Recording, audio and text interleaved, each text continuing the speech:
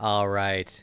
Looks like we're live. Thank you so much for being here for yet another Moonshire Monday. I'm going to be jumping right in with the level design stuff. There's all sorts of stuff I want to work on today. I got some level design things, some shader things, and I want to get into it right away. So I'm going to go ahead and get started. Give the chat a few minutes to catch up because there is always a bit of a delay from when the chat starts and when, the visuals show up. But I'm seeing lots of people in chat already. Thank you so much for being here. I'm seeing folks like Old School Geek. Thank you so much for being here, and thank you for being a member. I really do appreciate that. Danny, the real Danny, Mythical Rock, Wolf is here. Thank you so much for being here. Kronzix A380 Pilot, Nuber69, Future 34, Nate Wakefield. Thank you. Thank you for being here. I really do appreciate that. I really appreciate the support, and I appreciate all of the newcomers and returning folks alike. I recognize a lot of the folks. Butterfly, Eric, thank you.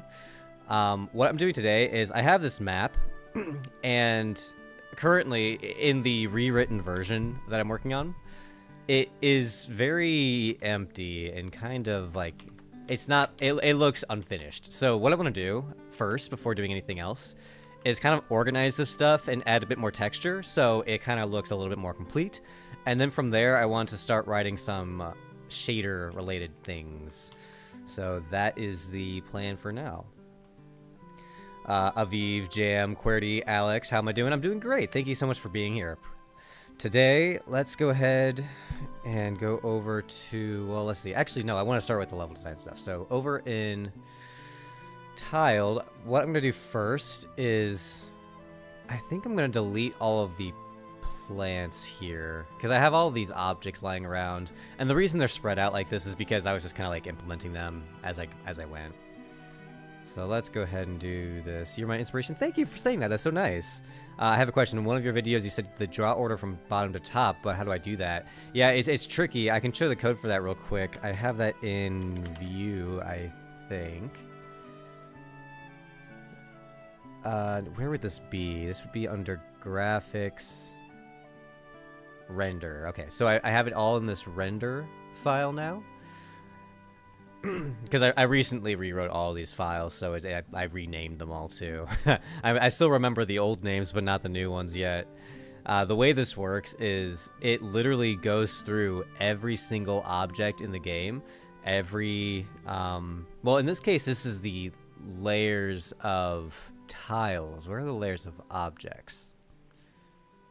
Render sort. Yeah, I think that this is what it's doing. It's just like, it's going through every individual object type, sorting using some sorting algorithm. I have like a table.sort algorithm, and it's just sorting it from smallest Y value to highest.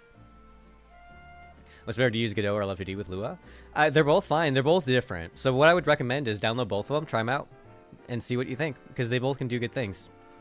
What language do you write the shaders in with GLSL? Yeah, well, so actually I don't have it up right now. Let me pull open the pre-factor code. So what I'm going to be doing actually is I have two projects. I have this project. This is the Steam version that's available right now, and it has some shaders.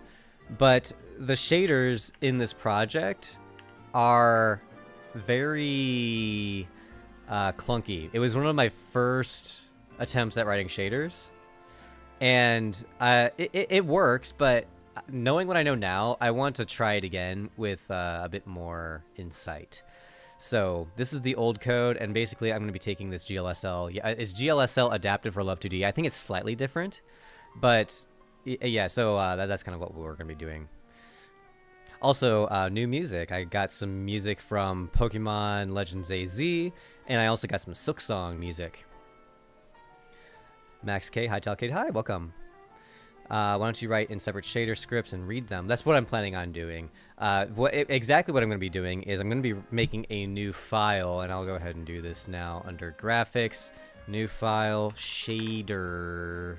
Should I call it shaders or shader? I'll call it shader, because the interesting thing about shaders is only one shader can be run at a time. Oh, your avatar's broken? Looks like it got fixed. I know that the Yeah, I can see it got messed up above, but then it loaded in properly the second time. That's kind of weird. But what I'm going to be doing is one shader can only run at a time. And actually, if I pull up the old code, because this is the old shader, even though I have like shaders, this multi-true light, I have new light, I have mix, I have whiteout. So all of these are all different shaders. But the thing about shaders, if I go into the draw, only one shader can be active at a time. So let's see, where is that happening? Shaders color, set shader. So whenever I say like shaders color, that's activating the shader. And whenever I say love.graphics set shader with no parameter like this, it's deactivating the shader. And I say shader singular because it can only have one shader active at a time. But what I'm planning on doing is making it so the shader has like modules. Different modules can be active at any given time. It's always one single shader, but it might have like the saturation module active or the lighting module active or the whiteout module active. There's all these different ones. And it can, because in my current setup, in this current old way that I was doing shaders, there's no way that I could combine like this saturation shader with this mix shader. They're entirely separate. Or new light. If I wanted to apply lighting to something, I couldn't also apply mix to it. And that's a problem. That's why this modular setup that I'm envisioning, I think, is going to be a much better way of doing it. You're getting ads in streams now? Oh, man. I would like to just disable ads altogether. I don't really want them. If people are, like, in general, folks, in general, please let me know if you get ads. If someone gets an ad, please let me know. Because I want to know how often it happens, and I want to experiment with just turning it off. I would like to not have ads. And I think it is an option. When I start the stream, it has, like, an option for monetization. You can choose to turn it off, but I have it set to, like, lowest amount of ads possible. I use YouTube ad blocker. I use premium. I actually don't see ads on YouTube at all just because I pay for it. Use a VPN in your company or in your country. Yeah, I understand that that's an option for a lot of people. Indie game dev is better, or do a job at game dev company for starters? That's a hard question to answer because if your goal, it depends on what your goal is. Because those are two kind of separate things. Is your goal to be like an independent game developer that makes their own games and just publishes them on their own? If that's the case, then just start doing that now. You don't need to worry about a career in that. Just start doing that. You don't need to worry about like college degrees or anything like that. If you want to learn how to make games, just go ahead and make games. You don't need any sort of qualifications for that. You don't need to be employed anywhere. Just make games. Like I learned how to make all my games just from making games. If your goal, though, is to instead have a career where you work at a company that is a games company, I would encourage you to broaden your horizons while also still aiming for that. I think it would be cool to work at a game company. I think that that's a cool goal to aim for. But what I would encourage you not to do is pigeonhole yourself in some path that makes it so you are required to work at a game company. Because here's the thing. Currently, the games company, the games industry is not looking too hot. There's a lot of layoffs. And life is miserable when you're not able to get a job. And when you are on track to only have a job in an industry that is going in the downward direction, it's not a good look. So what my advice would be is build up skills that can apply to multiple industries. Like, for example, I studied coding and I worked in the cloud computing industry. I did not work in the games industry at all. I never did. I worked in the cloud industry, entirely separate, but I did coding. I did coding there in web development. And that stuff was very, very helpful for me, just for building a career and having stability in my life. That's something that a lot of people might not really appreciate, is that stability with a career and steady income is something that you take for granted when you don't have it. Like, if you are living somewhere where someone else is paying for your bills or is covering all that stuff, it's fairly easy to say, I'm going to become a game developer even if I don't make any money. Like, trust me, it's not fun. Like, what I would encourage everyone to do is make sure whatever career you go into, it makes make sure you're able to get a job, and then make games on the side. Make whatever your hobby is. If you're an artist, do art while you're doing it. You don't need to go full-time artist. You don't need to be full-time musician. You can be a musician while also being like a nurse or being an engineer or something like that. Something that is like really lucrative and solid. I think that's what you should aim for. Depends a lot on questions. Do you want to fast rendering? You need lightweight assets. Let's see, what was the question? How would optimizing be? I mean, optimization is such a broad idea. What optimization just is it's making sure that you're not reprocessing things unnecessarily.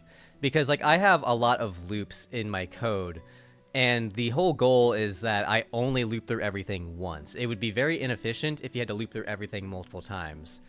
Let me try and think of a good example.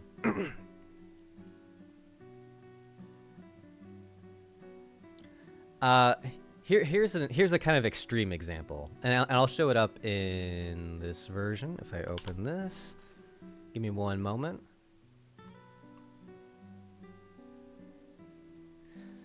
Optimization is a very broad term, but here's an example of optimization that was actually relevant to my game.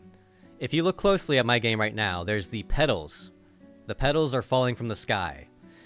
And the way the petals work is each one of those petals is its own instanced object.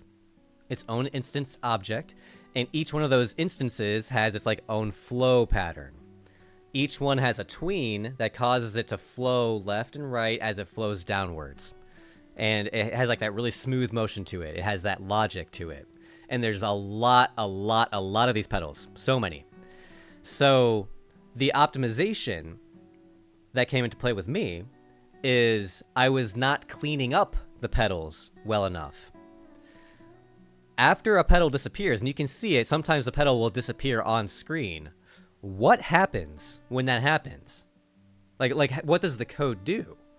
Because even if it disappears, you might have some kind of optimization issue. In my case, I had an issue in my game where if I just let the game sit like this for 5 minutes and I just let the petals fall from the sky, the petals are always falling from the sky constantly and de-rendering. What would happen is after like 5 minutes, the memory would pile up. So what was happening is even though the petals would de-render, they were still processing invisibly.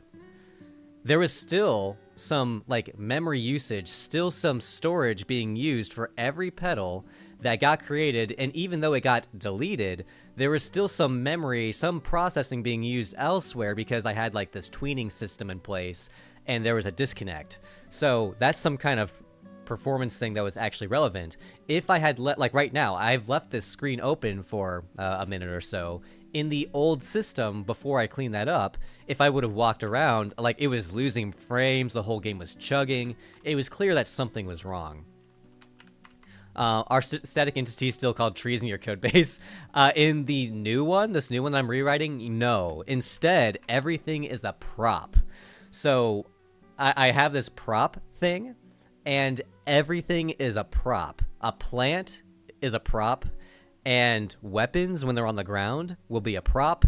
Everything is a prop. So trees are just plants, and plants are just props. So it's a similar type of object orientation, but I think the naming is less weird. Because what this person is referring to is in this old code base, if I go over to tree, this tree.lua accounts for many things that are not trees. It's kind of like ironic, because I have like the redwoods and the oaks, but then I have things like the raft and the ship. Those aren't trees. The seam on the lever. It was like kind of, it was very, very hacky that I had all of these things. Like the pillar. Why is the table map a tree? The kiln. Yeah, none of these things are trees, but it was kind of not clever. It was kind of a funny thought that I had, where it's like, oh well, I mean, a kiln that just sits on the ground. It's just a decoration. It doesn't do anything. It just sits there, like a tree does. A tree doesn't do anything. It just sits there. So I guess if it's just a table, I could just make it a tree. that was my logic. Adele Adam, hi, welcome in. Hey June, nearly done with my first game. Awesome. Meant to test Let's see. Now I feel that the main project will take a significant chunk of time. How do we deal with feeling overwhelmed? I know, it is really, really rough. The main advice I have is scoping it appropriately. My game has, like, I've been working on this game for 5 years, and you would think that the scope of the game has been increasing. Like, I've been coming up with new ideas and increasing the scope. It's been the complete opposite. I've been decreasing the scope. I'm planning the game in as tight of a way as possible, only what's truly needed. And over time, if it turns out that more content will be beneficial, I can add that. But my advice is to take it one step at a time. Like for example, if your goal was to make a game like mine, that's like a Zelda-like game. I think that's a pretty common one. That's what I wanted to make when I was a kid. My advice is don't aim for making a Zelda-like game. Aim for making one aspect of it. Like, for example, make a character that walks around, and that's it. That's the whole game. The entire game is just a character that walks around, no attacking, nothing else. All you do is you just walk around and collect coins. And once you collect all the coins, you win. And then that's the game. And if you are able to complete that game and actually get it working and things look smooth and good, then you can expand on it. Add some enemies. So it's the same game. You're just wandering around collecting coins, but there are enemies that you have to avoid. Like, not necessarily any combat, but you have to avoid the enemies. Old School Geeks, thank you so much. Lunch is on me today. Thank you. That's so amazing. I will be going to McDonald's, and I will be thinking of you. Thank you for the support. I appreciate that. Oh, you're using Lua? I only use Lua for Roblox development. Yeah, I know it's a really big one. Big thing for the Roblox. And I'm using Script. Interesting. How did you make the fog sprite? The fog sprite. Oh, that's awesome. I don't think anyone's asked about how I made it, because the fog sprite is a cloud texture. I'm going to see if I can find a good explanation for what it was. So it's under sprites and backgrounds. I don't remember some of these. Some of these are these sprites I'm looking through are kind of old. No, this I don't even know what this is. Maybe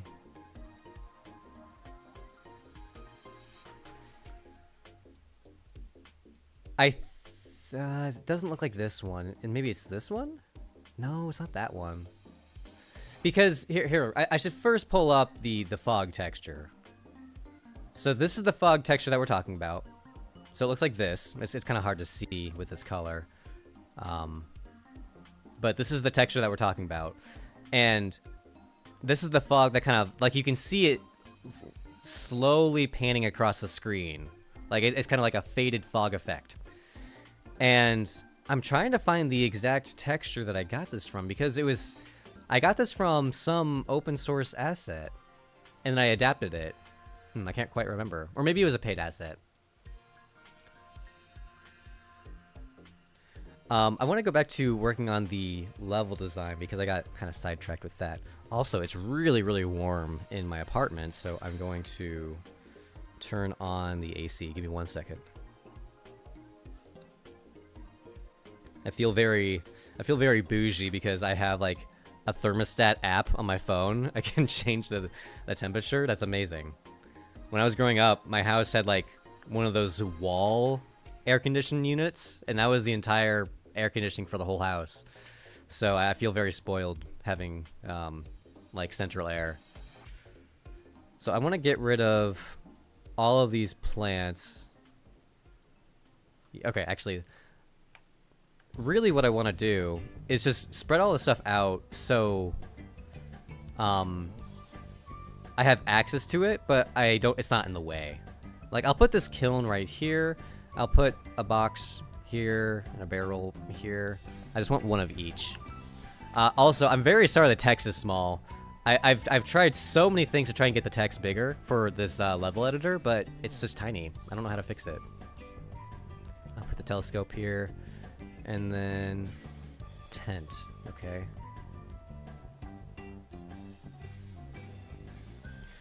Give me one moment. I'm still just moving things around. Get rid of these.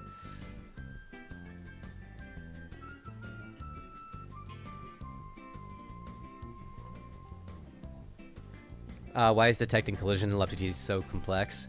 It can be. I recommend using the physics engine. So there's a built-in physics engine in Love2D, and that's what I would recommend using for collision detection. It might be overkill, but it does work really well.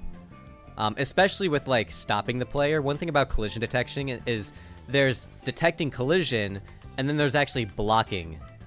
So like when I walk into this dummy here, it actually stops the player from walking through.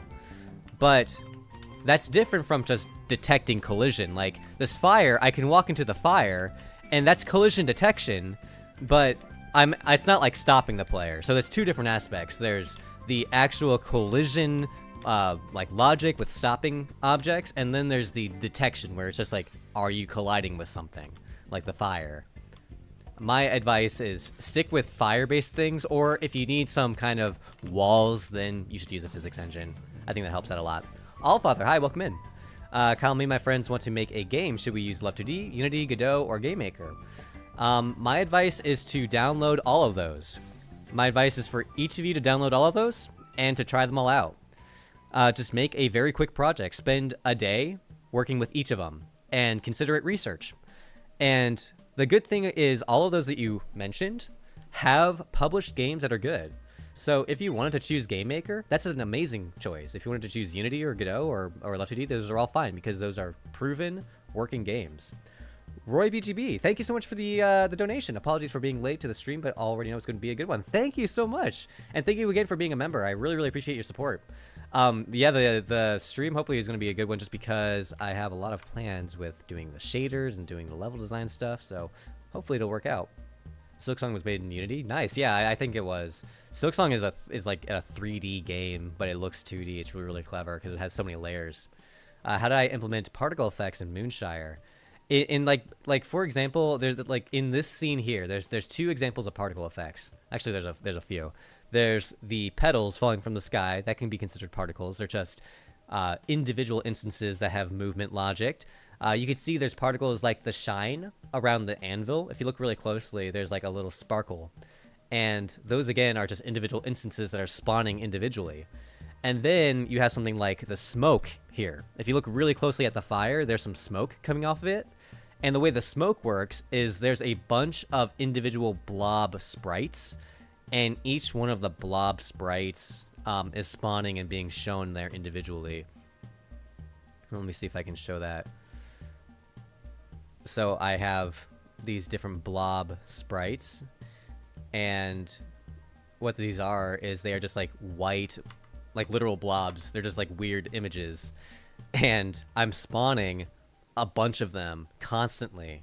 You can see them above the fire, and it looks like smoke. And I make them transparent and fade away. The sunflower looks a bit weird. Every part is fading in another direction. I actually don't think it looks weird at all. I think it looks cool. It looks a lot better than when it was stiff and motionless. And I like that it's layered just because when it's one layer moving back and forth, it's just not interesting enough. But there's pros and cons to it. How did I make that on the anvil? Yeah, it's just like individual particles. It really, the answer to all those questions normally of how did I do it is it's just different layers of things. Like the way that I handled this greatsword, the player is carrying a greatsword over his shoulder, and the way that works is just the sword is an individual object, an individual layer that's completely separate from the player's head, and the player's head is a separate instance from the player's body, so you're able to get like this sword sandwich between the player's head and the player's body. And it's the same with the sparkles up here, same with the smoke. All this stuff kind of works out. You're so positive, thank you. Am I doing this game all by myself? Yeah, I'm developing it all by myself, but there are people that are helping me. Like Wolf in chat is helping with moderation and helping with testing, and then I have folks that are helping with some of the pixel art. I commission a lot of folks for art, and I commission some people for, mainly it's just pixel art. I think I've commissioned like 4 or 5 different people to do pixel art.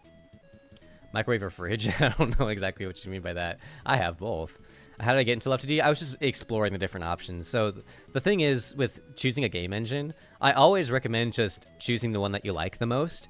And the only way to figure that out is by trying them all. So my advice is always just to try them all. And whichever one you like the best is the one that you should use. My advice definitely is not to choose an engine based on which one you're told to use. That would be strange. So just because someone online tells you to do something, it might not be the right choice for you. Because, like, sure, Godot has a lot of stuff going for it. I think Godot is a great choice because it has a lot of stuff on paper. But, you know, maybe someone working with games doesn't want, like, that level of coding. Or they find the interface complex. Or, you know, how is it set up? It's nodes. I think that everything in Godot is a node. And maybe they don't like that setup. They prefer the prefab system of Unity.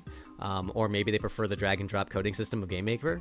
Or maybe they prefer the freedom of coding in a framework. All of those have their own pros and cons. What did I love in Love2D, though? I don't know, something about it just clicked. I liked working with a framework, first of all. I liked that it was lightweight. It runs on any PC. You don't need any... Like, when you run Unity on a bad PC, it lags and it's crappy. So, like, using a framework doesn't have that problem nearly as much. That was one thing. What brand is my chair? My chair is actually a recliner. I don't know what brand it is, but it's literally from, like, the furniture store in the recliner section. Look. Like, it actually goes back. So, that's what mine is. Oh, Newbie, your phone's on 1%. I'm sorry to hear that. But thank you for stopping in.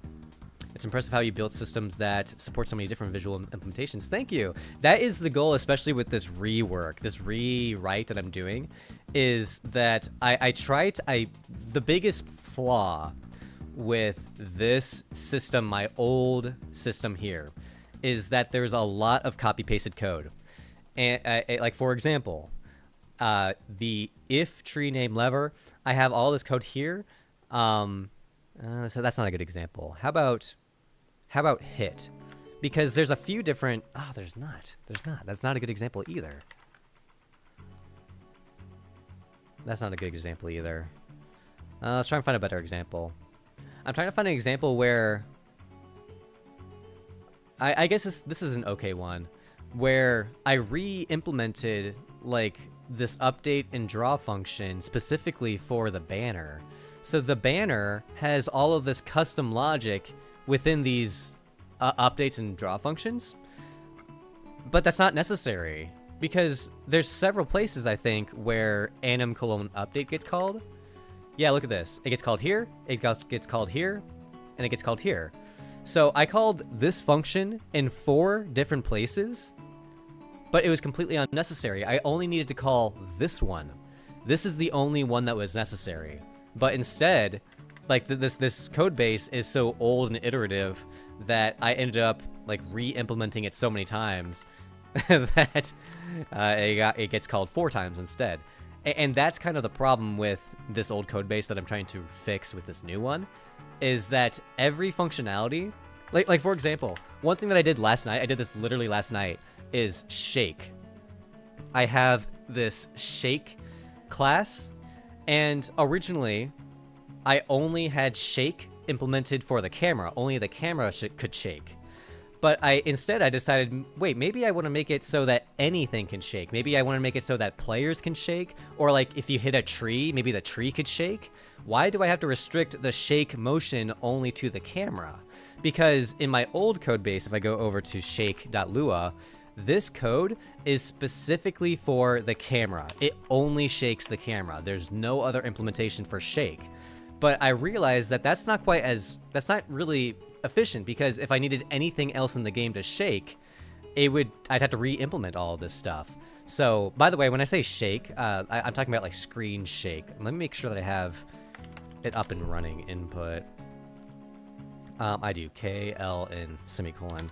So if I go into the game, the shake that I'm talking about is when, like, the screen shakes. If I roll into this pillar, it's gonna shake the screen. Like a really subtle shake. And I can demo that too. There's a small shake, there's a medium shake, and then a large shake. So this is the large one, and this is the small one. Large. And small. It's like we're at the optometrist. I started learning HP 3000 Basic in January of 1981. Man, old school geek, you really do live up to your name. That is really, really cool to hear. Dialing into a mainframe using a rotary dial phone in 300. Wow. That is crazy. You know, that's funny to hear you say that. So when I was a kid, I had dial-up internet, but I didn't know you had to use like an actual rotary phone to call into a certain number at some point. Because the way I had it before was like we had some dial-up software on the computer. You would just double-click it, and then it would just dial in. And then if someone was on the landline and on the phone, you could hear their voice in like the weird screeches and stuff. Wow, you're bringing me back. Even though, like you said, you've been around for a lot longer than me, doing this stuff. Someone was asking earlier, are there better coders than me? And the answer is definitely yes, because there are lots of people that have been coding for a lot longer than me. That's the main thing. It's all about experience.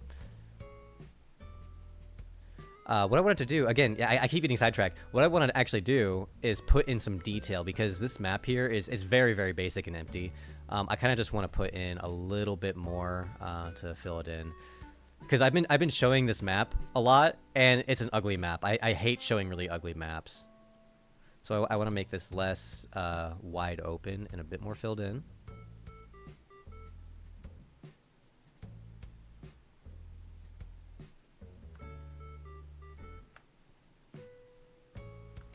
Also off topic, but if you're not satisfied with how the trees waving look, there's this new Zelda-like game called Spindle, and I think the trees look amazing. Cool, that's awesome to hear.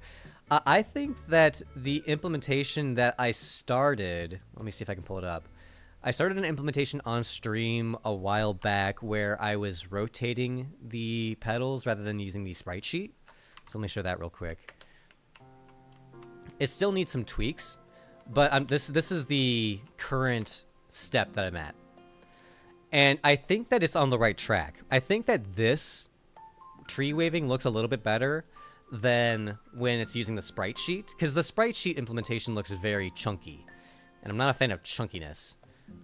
Just for comparison, this is the alternative. Like, this is when these trees are waving in the wind using a sprite sheet. You can see that it's like, you can see each individual frame of the trees waving.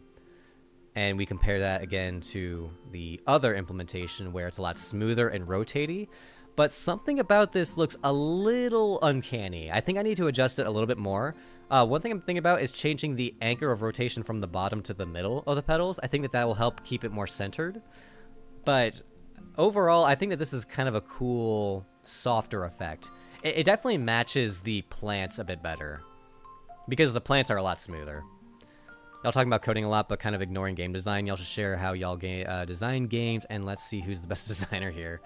I don't know. To me, I love talking about game design, because design is a very fun process, but coding is the practical step.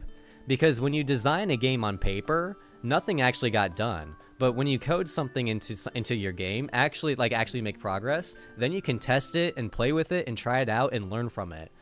That's why I think coding is so important, because you can actually execute on your ideas rather than just designing things on paper. Because I design things on paper a lot, and sometimes it works out in the way I plan it, but I would say most of the times it doesn't. The plans that I get on paper are a good starting point, but actually implementing the idea, it teaches me things that I wouldn't have thought of like naturally. But if you made perfect code, if your design isn't good, it doesn't matter. If your design isn't good, it doesn't matter. You're right about that. Every part of the process is important. But I think there's more value in code because you can interact with it tangibly, compared to ideas, which are all in your head. And also, it's very comfy, cozy, and easy to sit around and think of ideas or draw pictures, because I love doing that. That's what I do. Like, I have this notebook, it's just filled with doodles and ideas, because I really do like that process. But at the end of the day, if I sat around doodling all day and just coming up with ideas rather than coding, it's just not a good comparison. It really is important to have balance and all that stuff. Like, you can't just code without designing, but I really think there's a lot more value in coding, because there's a lot of learning to be had with coding, and you can tangibly interact with the product. And, you know, maybe I'm biased just because I'm more of a coder than I am like an artist or anything like that. But Don't know until you try. That's kind of my point. Is that it's hard to plan things out until you try it, because when you implement it, you will know if it works or not. You can try it, and you can know with certainty, yeah, this is not the right direction. But if you just on paper say this is not the right direction, you're only predicting that it's not the right direction. You only know with certainty if you make it and test it. I bet there's a lot of weird game ideas that on paper probably are bad, like Goat Simulator. The idea on paper is that you're a goat and you go around like doing weird stuff. I think on paper that's not really a good idea, but in execution they did it in such like a weird and funny, silly way that the game turns out to be really fun. So I don't really know. Like there's always a way to make something work. I think that the idea is one step of the process, but execution is just as important. The real game dev still comes from implementing and creating your designs in reality. Yeah, both steps of the process are challenging. I think that we can agree on that. It's easy to watch video after video on game design, but actually making a game is way different. That's kind of what I'm getting at, is that a lot of people come in here asking how to learn something. Like, how do I learn game dev, or how do I learn how to design or do pixel art? That's a big one. How do I do pixel art is a big question I get. And the answer to that question is always just to do it. You don't learn how to do it. You learn by doing it. And it's the same with game development. And honestly, I think it's the same with game design. Like, I thought I knew good game design principles before making this game, but like, I swear I'm still learning new things, and I'm coming up with new ideas that genuinely I think improve the game overall. But different people are going to have different opinions. Some of the cuts I make to the game might not sit well with people. We'll see. Because not everything that was in the demo, in the current Steam demo, is going to be there. Oh, you got an ad? Thank you. A few people got ads. Okay, that's good to know. That was like one ad every... How long has it been? Like 30 minutes. That's too much. I really don't want an ad every 30 minutes. I'll think about this. So one other concern I have with turning ads off is I worry that YouTube will stop pushing the will stop pushing the stream in the algorithm if it's not monetized. You got one ad at the very beginning of the live stream. Thank you for letting me know. I'm trying to keep tabs on how often they come up, because if it's more than one per hour, I'm just not comfortable with that. I really personally hate interruptions, and like an ad is fine, because like I do want to have some incentive to do these streams, and having ads is an incentive. But if the ads are interrupting things, that just really ruins the experience for me. It's so much of an issue for me on Twitch. I don't even use Twitch at all anymore, because I really just, every time I click on any stream, it serves me several ads, and I don't know if the stream is even something I want to watch yet or not. I want to kind of shop around, but Twitch makes that so difficult. Okay, I really shouldn't spend any more time on this. This is just meant to be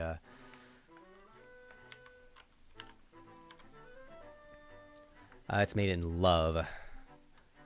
Is it ads are turned off, or I deny monetization from ads because that's how Twitch works and they still put ads? I've heard that too.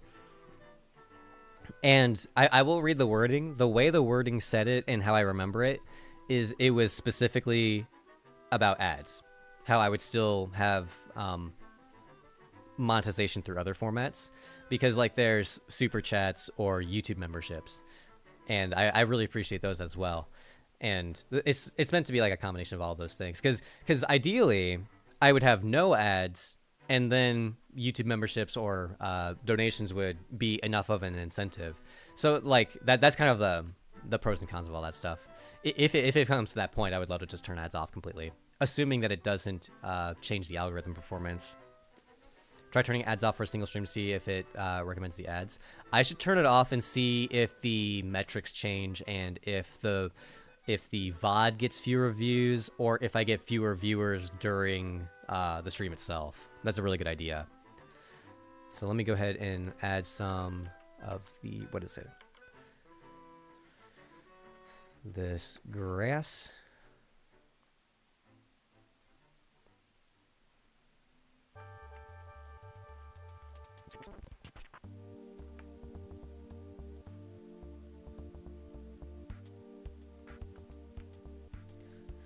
Turn off ads to see if YouTube still recommends the stream. Yeah, I understand. I understood what you meant.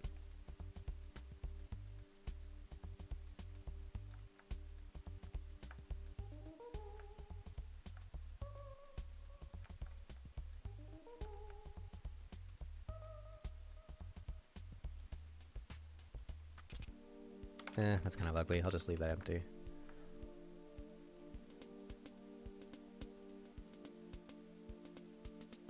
You got ignored. How do you manage the room changing? Is it all in one world, or do you just TP? So the way the rooms change is... I'll go ahead and show that too, because that's a good question. I'll show the old code. Load map. So when a map loads, so let's say that I wanted to load this map here. When I try to load that map, it's going to destroy everything. It literally gets rid of everything in the game. So it destroys everything. Every wall, every enemy, every tile, everything is gone. Okay, so when you load the map, it just nukes the whole thing. Then from there, it recreates everything. So the way room changes works is destroy everything, recreate everything, all in a single frame. So in my game, when I start the game up and go here, we're in this map now. But when I walk over here and go to this map, in that instant, it destroys everything, and it instantly creates everything in the next room. And you can do it back and forth like as many times as you want. It's there's nothing wrong with it. I act like I say everything, but we're talking about like a small indie game here. It's not that big of a deal. If we were talking about like a giant Skyrim world, that would be different. So fast too. Yeah, I agree. Thank you. And that's something that we were talking about earlier with optimization, is there are some optimization tricks that I put in place to make this faster. Because I think I actually demoed on stream a few months ago where I was working on this level transition and I was showing how slow it got when I didn't have the performance right. How like I would try to go one room over and they would pause for a second. Keeping map area small is a good idea to keep memory usage down. In general, yeah, I agree. Is that was kind of a goal here, is that I didn't want it to get out of control. Because if big maps are cool and fun, but at the same time they are harder to manage. And also another thing is the bigger the map, the more you have to fill it in. A dense, filled in, condensed, concise map, in my opinion, is better than like a big, wide open, empty map. But a big, wide open, but also dense and coolly like tight knit stuff, like that's the best of both worlds. So that's hopefully that answered the question about how level loading works.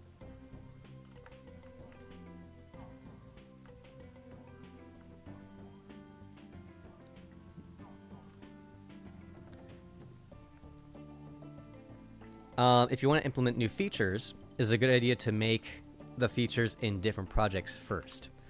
No. My advice is to use version control. So Git or GitHub.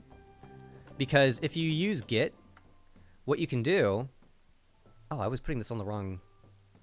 Oh, no, that's fine, that's fine. You can create a new branch.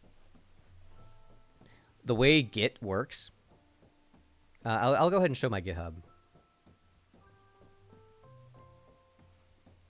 Because I'm kind of doing what you're talking about. Okay, so this is what Moonshire looks like. This is what the code base looks like. And it's a little bit squeezed in here, but you can see right here is the branch picker. And there are different branches you can choose from. This master branch is the main one, and I have this other branch called refactor. So when I click on that, you can see that the code base changed to a completely different like version. And this is super common with game development and software development, is that you can just say I want to try out and implement. I want to try out something experimental with my game. I want to see what my game would be like if I took out all the sprites and replaced them with, I don't know, 3D models or something like that. So you had this ambitious idea, but you didn't want to risk like ruining the project. That's the whole point of these branches. You can create a new branch, make all the changes to the new branch, and if you like the new changes, you can merge the new branch back into the main one, so then the main one has all your new changes. Or if the new branch doesn't work out and like the changes are kind of crappy, like you don't like it, you can just leave it. You can abandon it. No big deal. If the new feature is something self-contained, like a message box or a clickable button, that makes sense if you're adding a butt wiggle to your character. Do that in the current project. I would say, yeah, in general, that makes sense. If the feature is some kind of like mechanic that you want to test in a vacuum, I think that makes sense, because sometimes it's hard to really tell if a mechanic fits your game if you are not seeing it clearly. And a small, quick prototype project could help with like seeing the mechanic isolated, you know. For game development, in each frame you are drawing a loop. So when the game is running at 60 frames per second, you are looping your game 60 times a second. Do you have a fixed frame rate for your game or variable? That's a good question. Also, is the repo public? No, this is not public. There's a public version.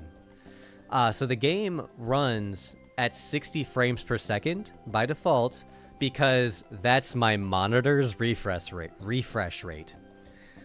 The game has a variable frame rate. It can run at 200 frames per second.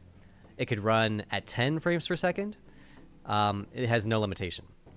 And the way that works is for, let's see, in update. In update, you have this property called DT, delta time. It's the time between the previous frame and the current one.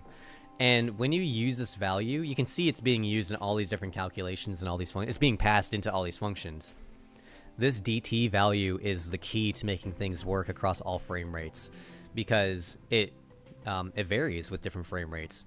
If the frame rate is very low, then DT becomes higher. If the frame rate is very high, then DT becomes lower. And that like ratio offset is used throughout all these different calculations to make the frame rate consistent, or like to make the functionality consistent despite the frame rate changing. Do I use libraries from UI? No, I make all the UI myself, all custom, and it is a very tricky process. Let me go back to this. I want to finish up. What I want to do next is...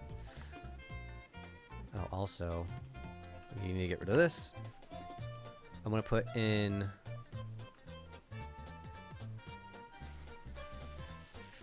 I'm going to make a new elevation 2.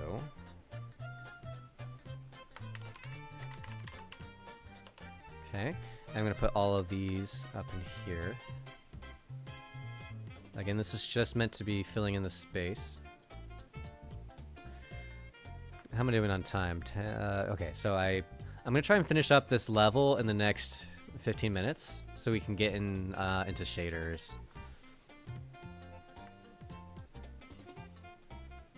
Because I've been kind of screwing around, let's be real.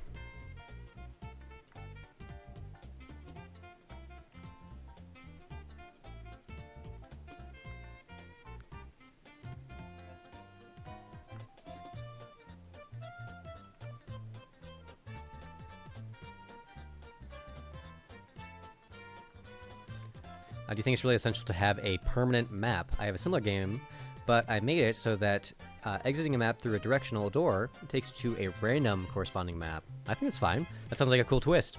Lots of games do procedural generation or some kind of randomness to it. I think that's a great idea.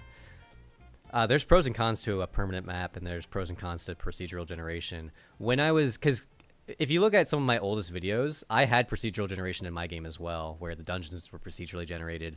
But in the end, I just decided that I preferred to design it myself.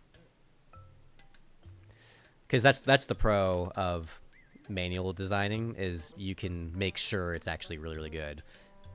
Compared to procedural generation, you're at the mercy of your algorithm. So if you have a good algorithm, it'll turn out good, but it's a tall order.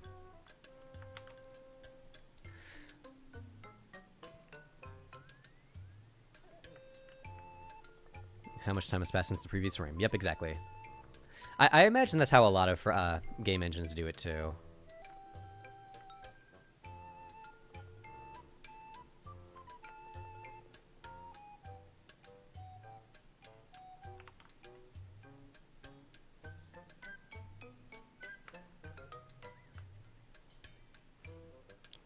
Gathered them in one giant message. Oh yeah, what?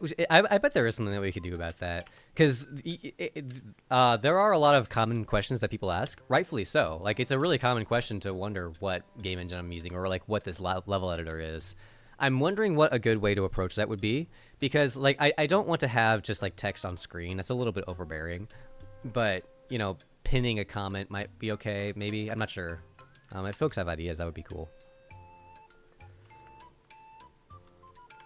So that's that. I think that from here, all I'm going to do is add the details. So the details, this is the main thing I wanted to do, is I have, where are they? Oh, I actually need to create it. So this is details. The source is this one called, oh no, what is it called? It's called terrain. Okay, I'll rename it. Terrain. Can't pin chat messages on YouTube. That makes sense. I wonder if... I'll think on that. FAQ site. That would be a decent option.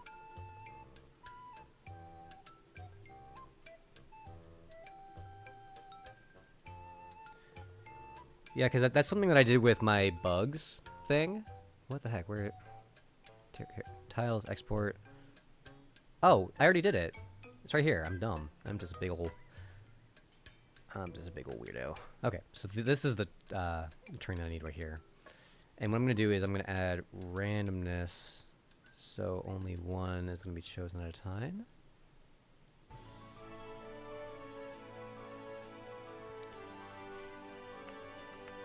Some answers already in the description. I guess that's true. Yeah, and like sending people to an external site, I'm never really a big fan of that. Oh, but what I was saying is that like there was a lot of people reporting the same bugs, and that's why I made the bug site. So I could totally make some kind of FAQ thing, or maybe an external site like that could work out. Because I love making websites.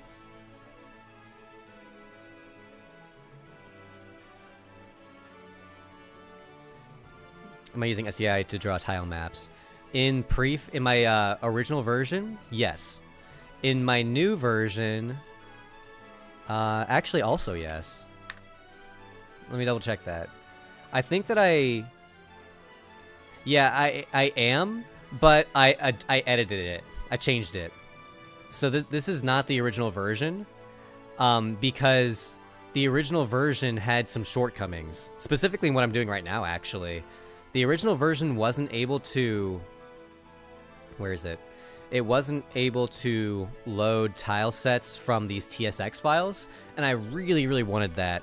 So I did add the .tsx... Yeah, this.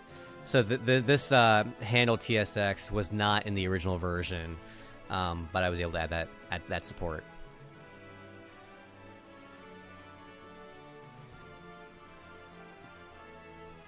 A pinned comment specifying that you use love2d would work well enough. That would handle... Like, the love2d question is definitely the biggest question.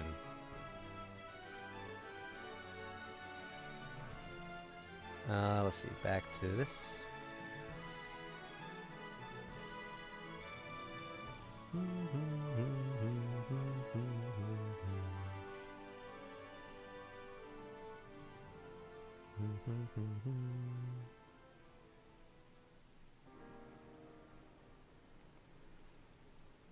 Do you think it's better to save TSX or PNG files? So the way the TSX files work, you see the tile set down here. This is the TSX. but but the image is still a PNG. So it's a combination. In order for the tiles to work, whoops, oh my gosh, I'm sorry about that. I have like the tile sheet. So this is the tile sheet, but then I also have the corresponding TSX, which is like the animation definitions. It handles like the padding definitions. If there's any sort of like randomization stuff that gets assigned to the tiles. It's also the terrain set. So it saves this aspect too. So how I'm able to do like this terrain brush, that is saved in the TSX. Because like this brush information, this would never be able to be saved in just a PNG. So you have the PNG for what it looks like, and then you have the TSX for the like tile set information. And the TSX is helpful because you can export it from one map and import it into another map. So then that's useful because every map will reference this exact same definition.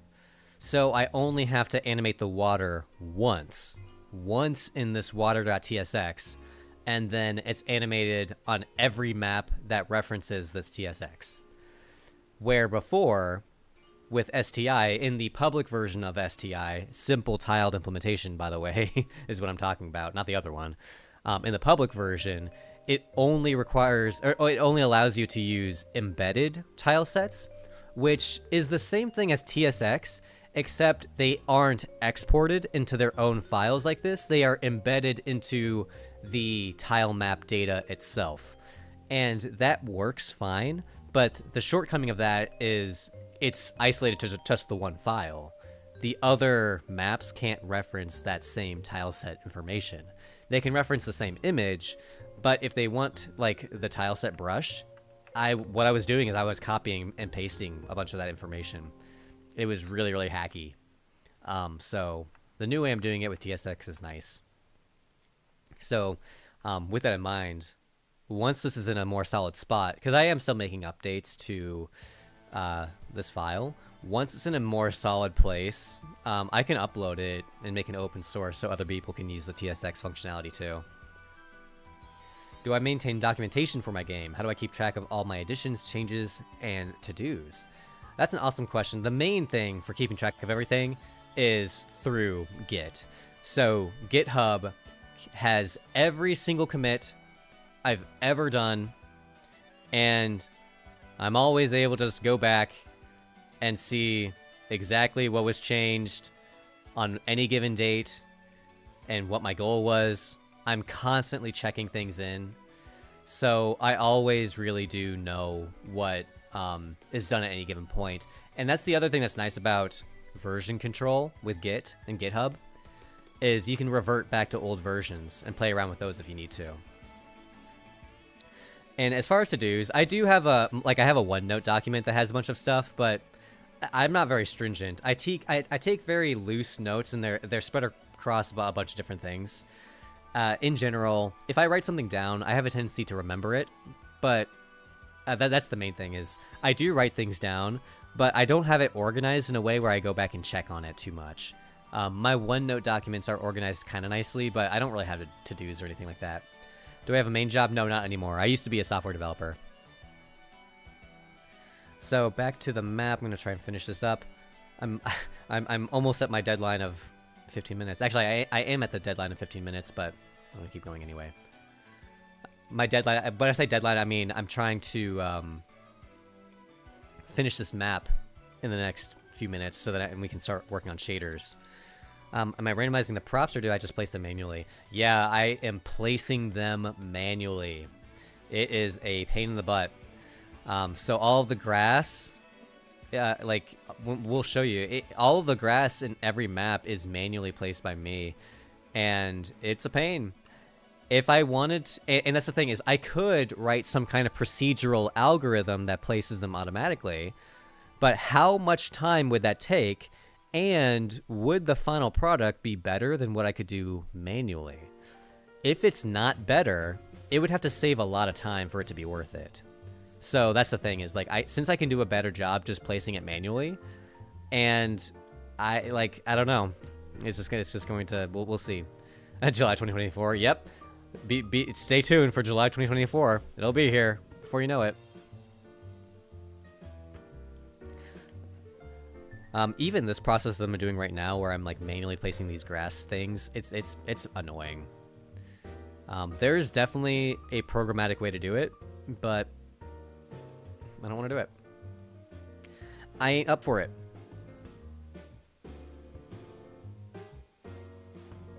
Okay, I'm gonna go back to doing this one.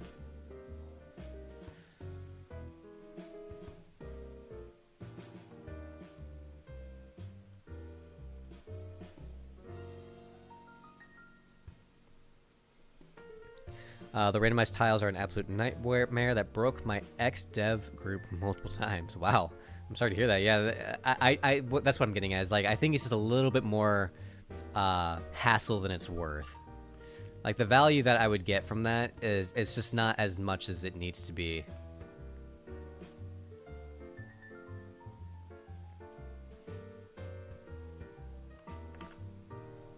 Okay, that's good enough. Now let's do the same thing with these dark ones. Oh wow, look at that. My browser crashed. Can you believe it? Not enough memory to open this page. YouTube, what is going on? What are you doing? What's wrong with you? I can't read my chat anymore. What are you thinking? I don't even know if it's streaming anymore. Let me see if it's still working.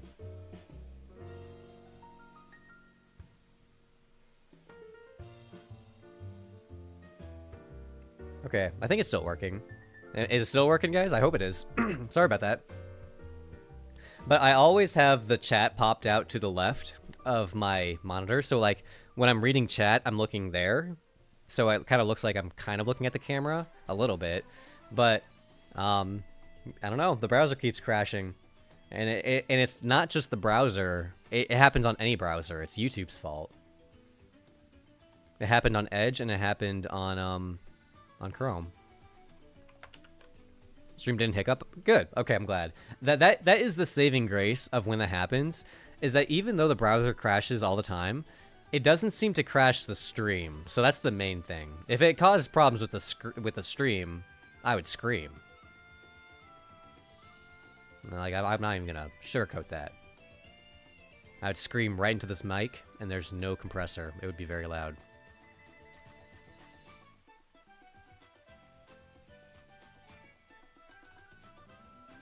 These dark grasses are a lot easier to fill in because there's not as much. It's mostly like full tiles. It's easy to fit in there. OBS isn't related to your browser. You should be fine. Yeah, and thankfully the way I wrote my chat overlay doesn't rely on the browser either. The original iteration did. The original version that I wrote for displaying the chat above me, it required the browser to be open and reading, and that wasn't an option because the browser wasn't able to handle that. Or not the browser. Again, it's not the browser's fault. The browser ran out of memory because YouTube is dumb.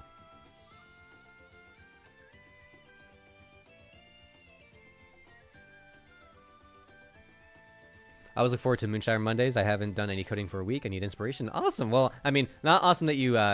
here's the thing. Is I get hung up on coding too sometimes. So no worries if you need to take a break once in a while from coding. I think that's perfectly normal. But I'm glad I can help with inspiration. I love coding, and even though there are times I get burnt out and I don't feel like doing it, I do always come back to it. So I'll always be here if you need someone that's coding and need encouragement. I love it, even though it gets really frustrating once in a while. Do I spend a lot of times figuring out the story for the game, or just worry about features and let the story follow? I'm more about letting the story follow. My philosophy is that the game needs to be good first. Story comes second. The story should be there to elevate the game. The game should not be there to elevate the story. So since the story serves the game needs to be kind of like figured out and in a good place before I'm really confident telling a story. And I have, believe me, I've been thinking about the story a lot. I've written all kinds of ideas and plot points and things that I want to do. But the scope of the game has kept changing. it's gotten less ambitious. Like originally, my plan for the game and the game's story, it involved like multiple planets, and it was some kind of like big crazy quest across so many different places. But if you have a big ambitious story, you need a big ambitious game to play off of that. Otherwise, like it comes off as really cringy. That's my goal here. Is like I want to make a game that is fun, tells a good story. Like the story needs to be there to elevate the experience. I love a story that drives things forward. But if you have a story with a game that's not fun, it doesn't matter how good the story is because the game's not fun.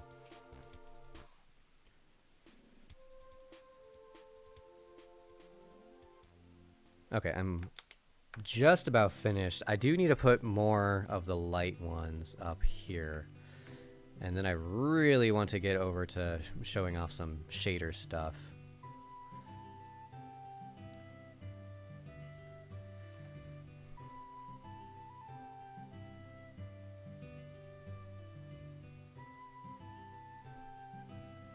I never miss a Monday. Big love. Real life is a biatch sometime to me. Yeah, I mean, it is hard to keep a schedule, but sometimes I actually kind of like that it holds me accountable. It's this one thing that's always part of my schedule. I do miss that about being employed, is when you work for a company, there's like meetings that you go to and you talk to people all the time, even if you don't want to. That's the thing is, you have an obligation to do those things, and since I don't have that, I've gotten a little bit lax with needing to collaborate or socialize and stuff. So I think that it's good to be aware of those things. Building the game before you have ironed out the story, that seems a bit risky. I changed a lot of stuff in my game, NPCs, quests, etc., to fit the overall narrative. So you're building the game before you have ironed out the story. That seems a bit risky, huh? I feel like it's the opposite. It would be risky to finalize the story and then make the game around that, because what if the game that you create to serve the story isn't very fun? You wouldn't be able to, like, you'd have to change the story to fit the gameplay changes. That's what I'm concerned about. Is I think it's easier to change a story to fit a fun game than it is to fit a fun game into a story that you're trying to make work. That's kind of what I'm worried about, is like if you have the story beat, you're like, I really want this story, like the sequence of events to happen. But if it turns out that it doesn't serve the game well, like what if the pacing is bad? What if you really want this, and this to happen in the story of events, but it turns out that's too many levels and the pacing is off, or you really need to have this level before this level because like it's too samey to this one. So there's a lot of considerations to have.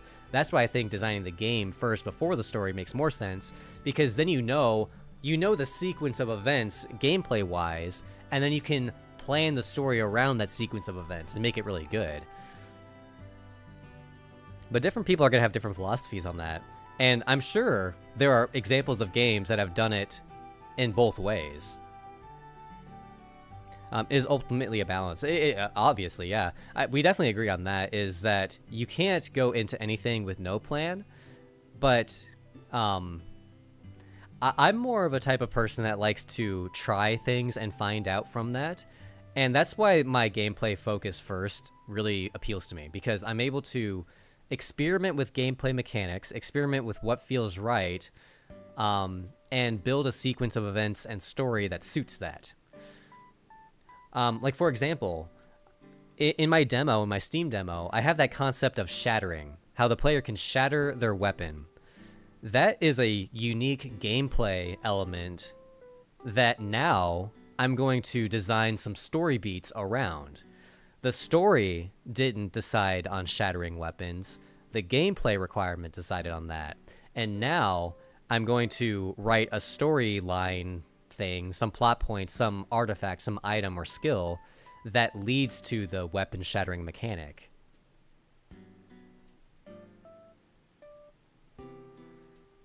But at the same time, I think that there are some story beats that I came up with story beats about the bunyip. So like, I've talked about the bunyip enemy. I'll go ahead and show them real quick.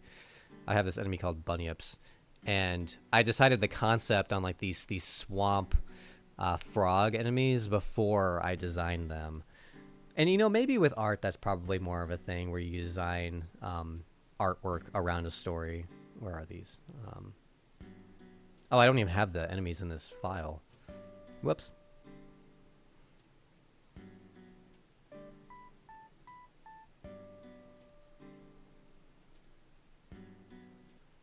Here we are.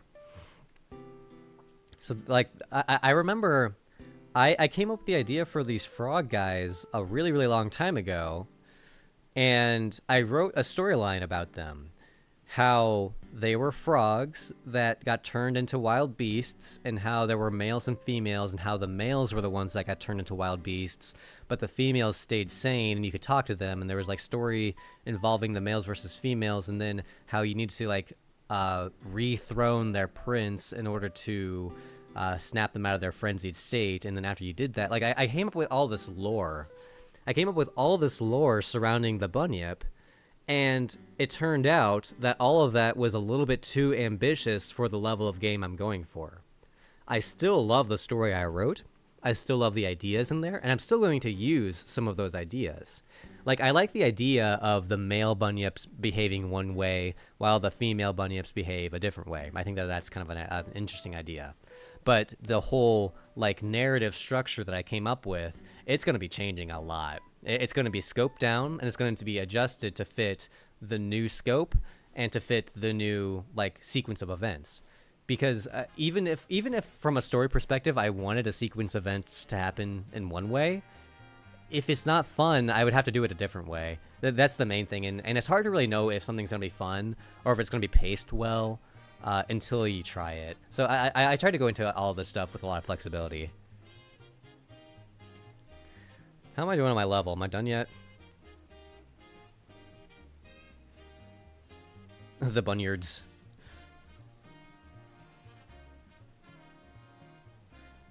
An idea for the final boss. I've had several ideas, and you know, all I'll say is yes. I'll say yes, I do. But that too, like, this, because like the thing is also, I'm nowhere near that point. It's gonna be so long before I get to the point where I have a final boss, so it would be foolish for me to finalize what my final boss is going to be right now when I still have a lot of time to plan things and come up with new ideas. Because what happens if 6 months from now I come up with a new idea that's superior? Am I allowed to change my narrative idea? Am I allowed to change things? I personally like being able to change things. The problem with changing things, though, is that it can extend the timeline of everything. It can make things take longer because you're changing things, you know. Why is it called Moonshire? I just liked how it sounded. And I came up with the name Moonshire first, and now I'm going to write the story surrounding it afterwards. I did not come up with the story first and insist on the game being called Moonshire. That would not work out from a business perspective. Because that's the other thing. Names are taken. If you come up with the name of something, I hate to tell you, it's probably taken. Moonshire was not my first choice at all. I had several ideas that I wanted to choose before that, but they were taken. So I had to come up with something else. And I came up with Moonshire because it was the perfect balance of being something that I liked while also not being taken. And now Moonshire is taken by me because I have a patent pending on it, and I have the domain. So, and I have like the Steam page and all that stuff. So, you know, someone still could probably swoop it up in some way, but hopefully that won't happen. And coming up with names is so hard. Oh, it is a pain in the butt. Believe me, I know. It is hard. It takes a lot of experimentation and thought, and it takes a lot of flexibility too, because you have to be willing to make compromises. No idea is going to be perfect, especially when it comes to names. You have to be willing to accept when something is good enough. And the same is true with games. Like, my game, I need to reach a point where, like, I say, this is good enough. I need to send it out. I can't be spending all this time redoing all this stuff again and again and again. How does the patent process work? I'm thinking of doing the same with my game, but I don't know when the time will be right. So my patent is specifically for the name Moonshire, and The way the process worked for me was I hired a lawyer, like agency or some, I hired some firm, and they filled out the whole process for me, and it cost money. I hate wearing glasses with headsets, so either I get a headache or I can never see. Oh, that sucks. I'm sorry to hear that. The final boss, yes, the final boss is the snowman from the one previous stream. Yes, you called it correct. You are right. Okay, so that's enough of that detail. Now what I need to do is put in these grasses. So I have the plants, and all I'm gonna do is place in this grass and just go nuts. And hopefully this won't take too long, because I wanted to start working on shaders a while ago. And look at me, I'm still planting grass.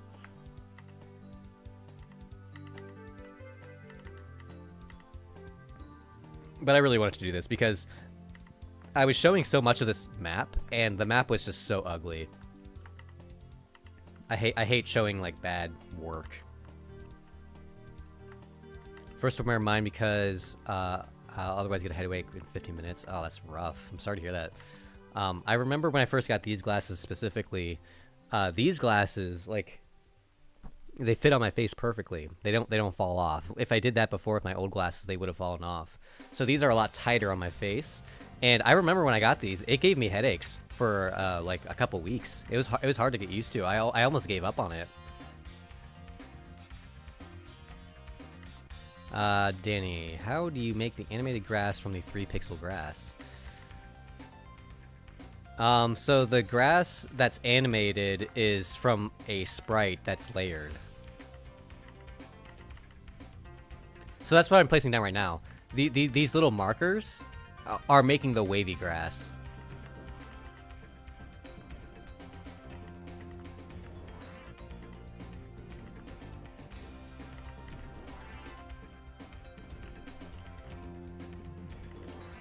Yeah, if I missed your message, I'm sorry about that. But you can repost your same message like after a minute or so. Spamming is not allowed, but that's just like where you go message, message, message, message, message. As long as you put some pause in there, it's no big deal. Because I know I get in the zone sometimes, and I miss a lot of messages once in a while. I say it's cooked. Oh, that sounds rough.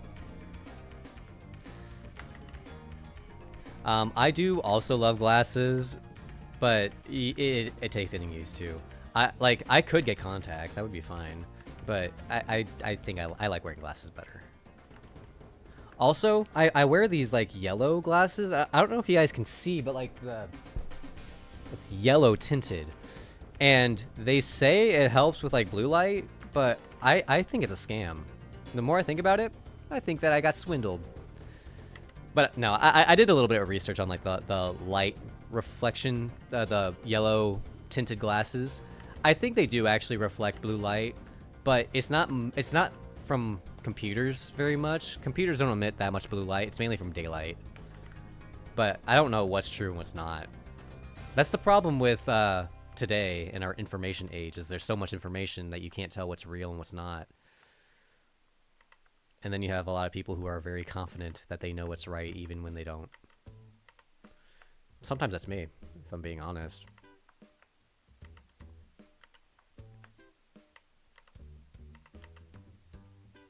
How come you're working in a framework and not a game engine? It's just because I tried out a bunch of game engines, and this is what I liked more, or I like doing more. I think that game engine preference, or game engine choice, should entirely be up to your preference. Because there's lots of options, and I like frameworks just because I'm a coder. I'm a CS major, and I was a software developer for a long time. Coding makes a lot of sense to me, so a framework being super lightweight, it clicked with me. My question was, how come you are working... Oh, I already answered that. I'm sorry. Sorry, I was jumping around. How much do you make use of AI in your game dev workflow? It comes and goes, because there are times when I come up with prompts that are really, really good, and the AI is able to do a good job with debugging. It's able to do a good job with like refactoring or renaming things or cleaning things up. It's able, like, when you know what tasks to give it, AI is very helpful. And I get so iffy talking about AI because I do like it and it's useful, but I don't think it's going to be useful for I don't think it's going to be useful for most people. I think it's going to be damaging for most people. It's damaging for me in some ways because it allows me to get lazy. And during the learning process for most people, if you're able to get lazy, it's going to be a big problem. Hydrate, thank you.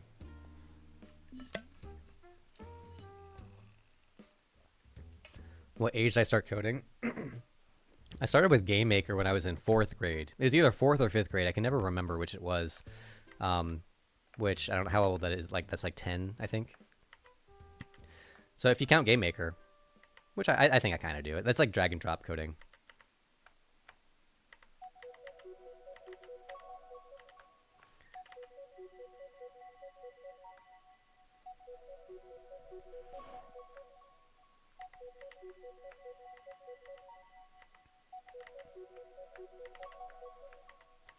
Oh, am I done with planting grass yet?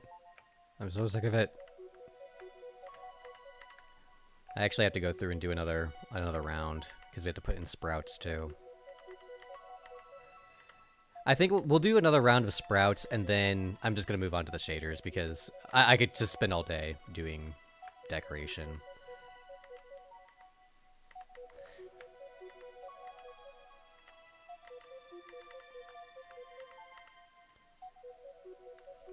At the very least, we can look at the current shaders, and I can talk about my plan for implementing the better ones. And really what I want to do is I get a lot of questions about shaders where I want to make a video, like a tutorial on how shaders work in Love2D, so that people, I can actually point to them, point to a place that it's useful.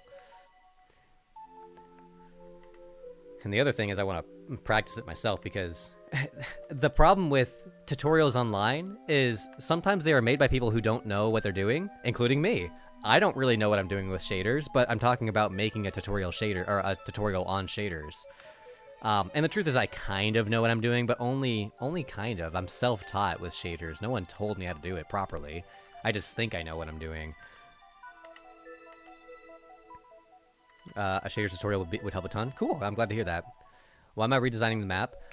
This is just a different map. This is more of a map that is a placeholder testing map. And it was very ugly, and I want to prettify it.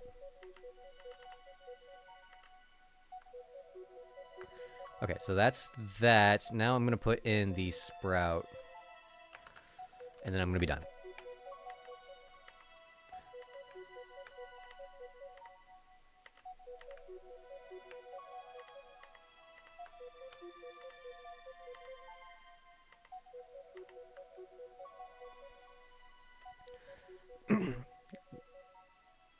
Do I know about the GY Griff patch? I don't know what that is. I'm sorry. I'm not familiar. To make a script to plant the grass? Yeah, it might.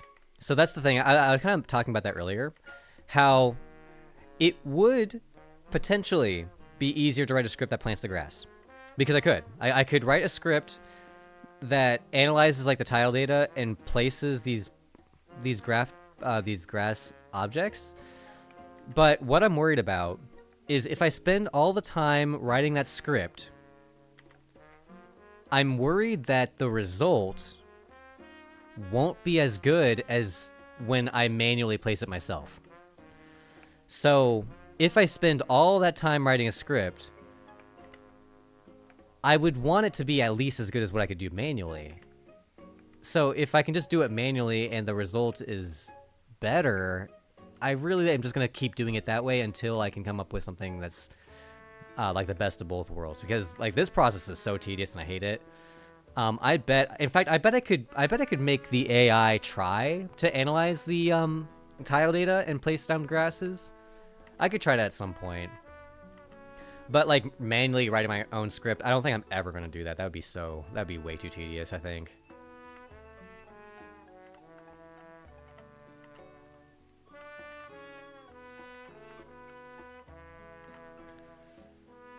Okay, let's put... Actually, no. I think we're done. I'm going to go ahead and export this.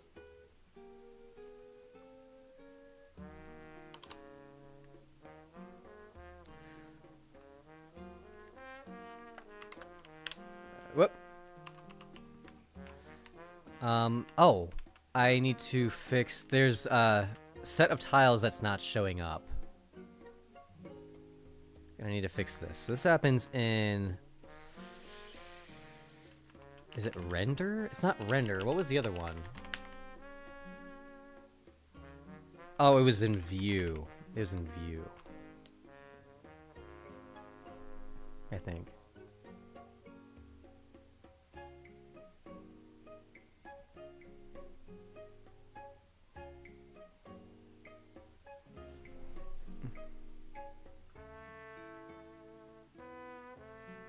Sorry, I got distracted. Oh shoot, I don't even remember what I was doing. What was I gonna do? Oh no! It was, someone asked... Oh no. I forgot what I was working on. Oh god. I'm so sorry, I forgot what I was doing. Oh, the tile's not showing. Yes, yes, thank you, thank you, thank you, thank you. It was the layer of tiles not showing. Thank you, I'm so sorry about that. Whenever I start reading chat, like, I lose my train of thought and I completely lose it. So there's an elevation layer. Where are the different layers? Maybe it's in draw? Gather all layers. I thought that would be here. Render or background, floor, shadow, main, top, foreground. I think that these are just not the right layers.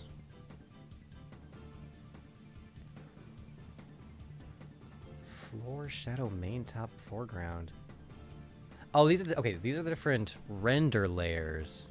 Okay, I understand now. Oh god, I'm having trouble remembering the layout of my new setup. Because I was talking about how I renamed all the files and now I can't remember where anything's at. But I think it's in here. Elevation. Yeah, here it is. So, what I was saying is that these dark, like this dark patch, was not showing up. And this is in a layer called Elevation 2.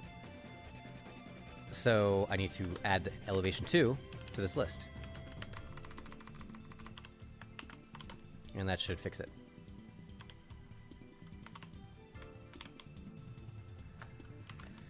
There we go. Okay, so this looks... Okay, that is not right. There's a tree right there. That's not good. Let's fix that.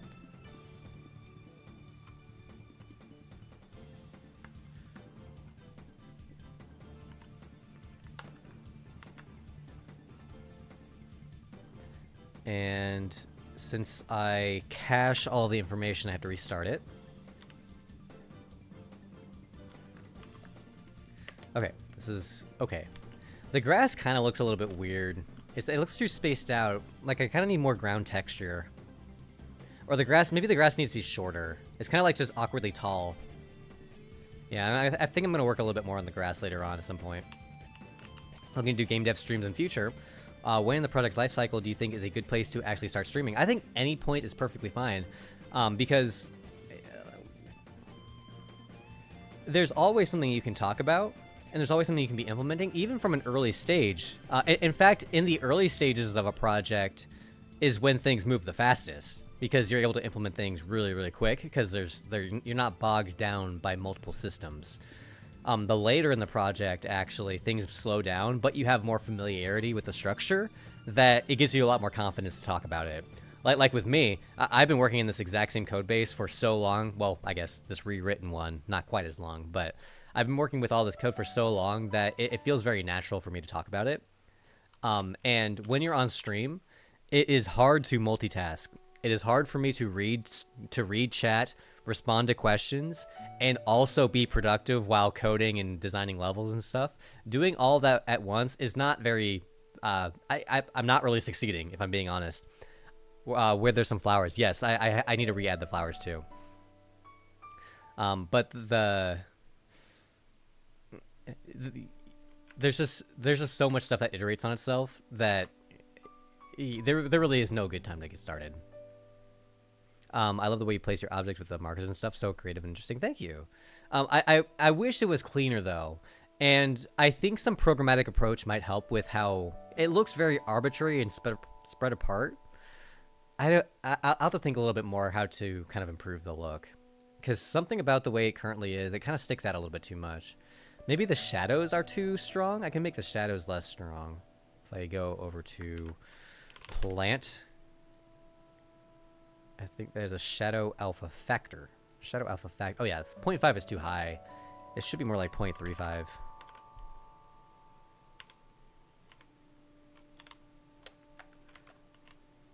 So all that did was make the shadow of all the plants more transparent, so it's less strong.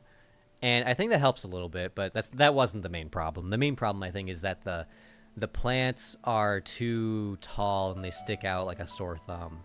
Like these grass particles are really tall, but they kind of grow in the middle of nowhere.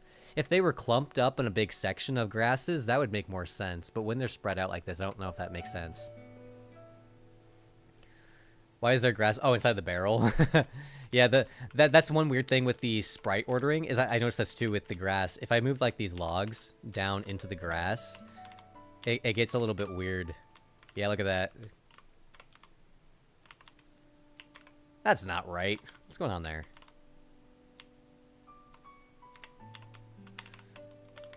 Yeah, so that's like some kind of like offset issue where the position of the logs is in the center of the logs, when really it should be more towards the bottom of the logs.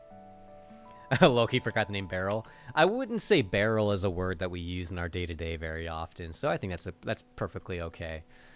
So regarding shaders, let's take a look at how the shaders work in the original version, because I was looking at this earlier. So these shaders are GLSL shaders, and it's adapted for Love 2D. So the syntax for GLSL, I learned this from posting on TikTok, is the syntax for this type of shader is a little bit different from the standard GLSL. Because I remember posting some code snippets on TikTok, and people were like, that's not GLSL, this is GLSL. And I looked it up, and they were right. But they still call this GLSL, so we're both right. Isn't that fun? Isn't it fun when people argue with you online, but it turns out you're both right? That's horrible. How does your grass bump around when your player collides with it? Oh, yeah, that's a good question. The grasses, every grass object is checking its distance with the player. And if that distance is close enough, then it's going to start calculating an angle. It's going to calculate if the player's to the left of the grass, then it's angled to this way or this way, based on like what side it's on.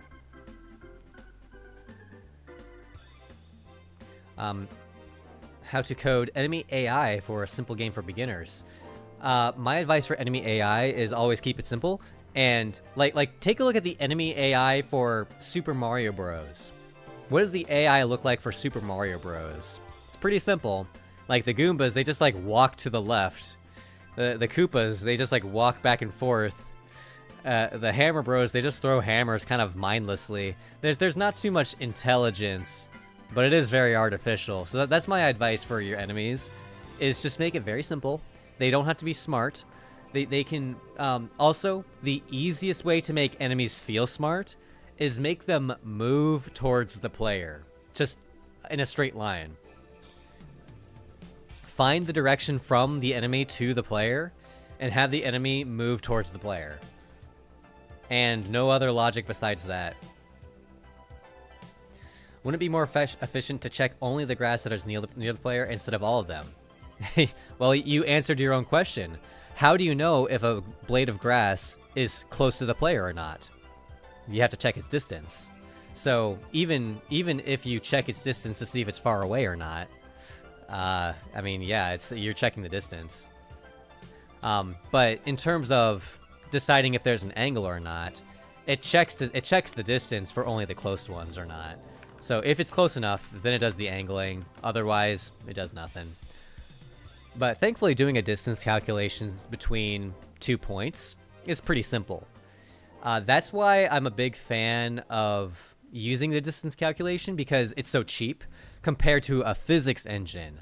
A physics engine, like colliding with the barrel or this pillar here, this is more expensive because there's physics involved with pushing the player away from the wall or like moving the stuff around. There's a lot more to it compared to the grasses, which is literally just the distance formula and seeing how far away the 2 points are. What is the best coding engine for 3D games similar to Nintendo 64 style gameplay?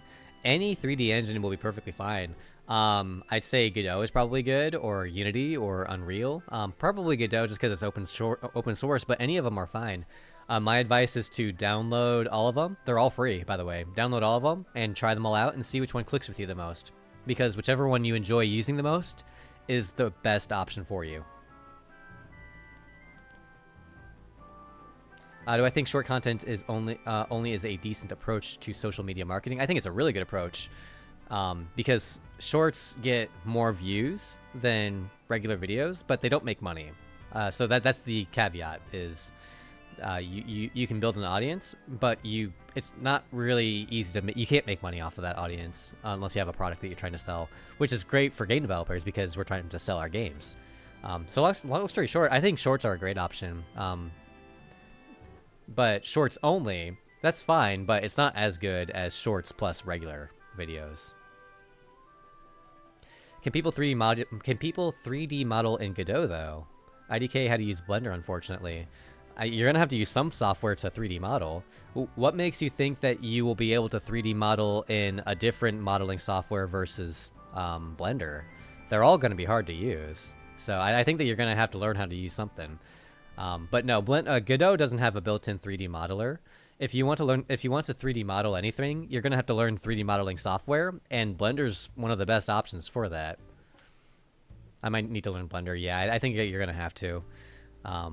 If you're interested in 3D modeling, I mean, you can look it up online. What 3D modeling software out there is there? If you want to learn 3D modeling, you have to learn one of them. I don't think that there's any game engine that has a 3D modeler built into it. Maybe they do, but even if they do, it wouldn't be better or easier than Blender. They're all going to be pretty challenging. And it's the same with game development, game engines. Choosing a game engine, they're all hard. They're all hard. Game Maker might be a little bit easier than Godot, which is a little bit easier than, I don't know, maybe like Monogame. But they're all challenging in their own ways. Game Maker has its own challenges. I already have Blender downloaded, but I haven't successfully used it yet. Keep trying. It's not easy to learn this stuff. It's all really complicated. And also make sure that you're keeping it really simple. Make sure your first object that you're modeling is like a fork or a chair. Like something really basic and easy. Like model a watermelon and practice just like making the easiest stuff just so you can get a feel for the controls. Game Maker can make 3D games. I didn't know that. I heard rumors that it could, and really the truth is any 2D engine can render 3D graphics because like 3D graphics is just a collection of 2D planes that are angled in a way that makes it look 3D. And I always show this, but I have the Pixel 3D repository. So this library that I wrote, this is running in Love 2D. Even though Love 2D is a 2D game framework, it's still able to render these 3D models because 3D models are just a collection of flat rectangles that are angled in weird perspective ways. The dev was learning 3D modeling and learned that modeling foxes was really easy. That's, yeah, interesting. I mean, modeling a fox. I mean, I think it's more that he stylized a fox. In my head, I was picturing like a real fox, and I'm like, a real fox would not be easy to model. But like a stylized, like, because he like the Tunic fox is like a chubby cartoon fox. Let me look up Tunic fox.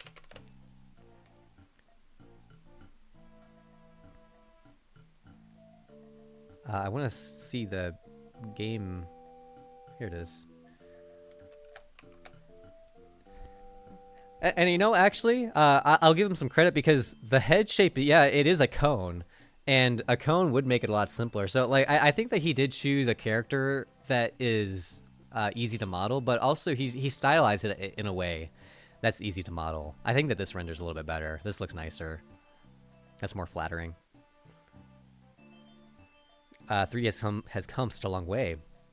I remember the Pioneer 3D on the Spectrum ZX. That sounds awesome. I'm not even familiar with that. It's so funny because I talk to my dad about games once in a while, and when he was a kid, he was into like really old school consoles and computers that I'm not even familiar with. Like, I bet he's familiar with what you described there, but like his is like the Atari age of stuff, and I'm really not familiar with that age of games. Really, I'm more familiar with the like NES era and on. I think that there was like a gaming crash, like a boom, or not a boom, the opposite. There was like a gaming crash where a bunch of gaming companies kind of stopped producing consoles, and it's mainly after that point that I'm familiar with all that stuff. What age did I start coding? Probably around like 10 or so. Ask him about Stunt Car Driver. Hey, I'll ask him about it. I'll see if he knows it. Go play make game that you are passionate about with a manageable scope. Yeah, that's the tough balance. Is finding that manageable scope is really, really tough. That's why I like my suggestion earlier in the stream, where if your goal is to make like a Zelda like this, something like this, take it one step at a time and make a game where you just have a character that walks around. That's the entire game, is just a character that walks around and you pick up coins. And once you pick up all the coins, you win. That would be an awesome first game, because you have to do all kinds of fundamentals to do that. You have to do like the animations, the movement, the camera, collisions with the coins. You're keeping score, so you're keeping track of variables. Maybe you have a UI, maybe you have a main menu. There's so many things that you would need to do just in a game with that level of scope. Even what I just described, how long do you think it would take a new game developer who's still kind of fresh to the whole scene? How long do you think it would take them to make that? I think it would take several months. Because you have to learn how to do all of those things individually and incrementally build up the game to the point where you have your character, you have your animations, you have your movement, you have everything working, you have your UI, you have mouse controls, you have collisions, you have the sound effects. There's so much stuff. It is a lot to keep track of. That's why the scope is so important, because the more stuff you add, the more of a burden that first milestone is going to be. I think it's really important to try and get your game to a first iteration that actually works. That's why people always say, like, don't make your dream game at first.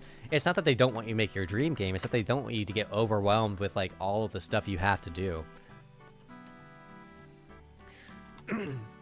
So back on the topic of shaders, in this old version that I'm going to be rewriting,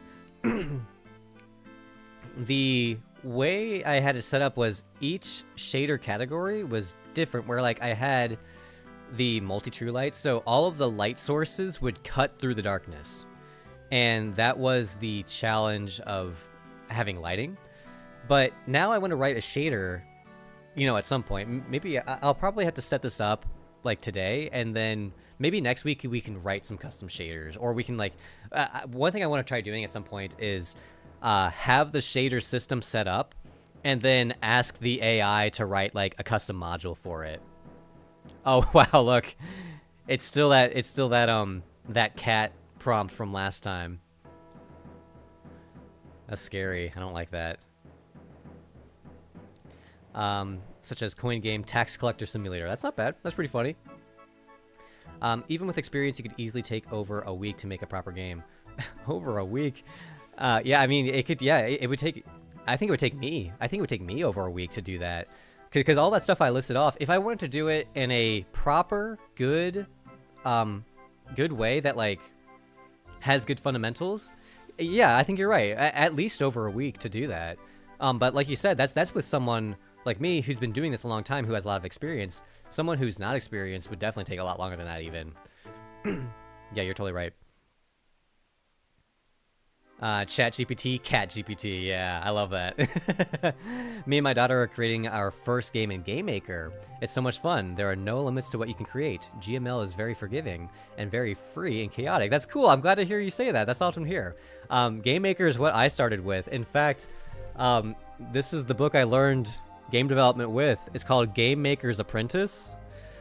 Oh, so many memories. That book came out when I was like I said, I was in 4th or 5th grade, so 10 years old or so. And I learned everything I knew from Game Maker and all the fundamentals and getting all that stuff in place. It's an awesome place to get started with. And also, even if you wanted to stick with it, there's plenty of full like real games that were made with it, like Undertale was made with it, or Hyper Light Drifter. Wizard of Legend, I think, was made with it. So there's a bunch of real good games that are Game Maker focused. How can you make obliquely colliders? I have no idea what that means. That's a word I've never seen. You and Moonshire inspired me to get back into coding. Thank you. That's so cool to hear. Thank you, Gaming Brick.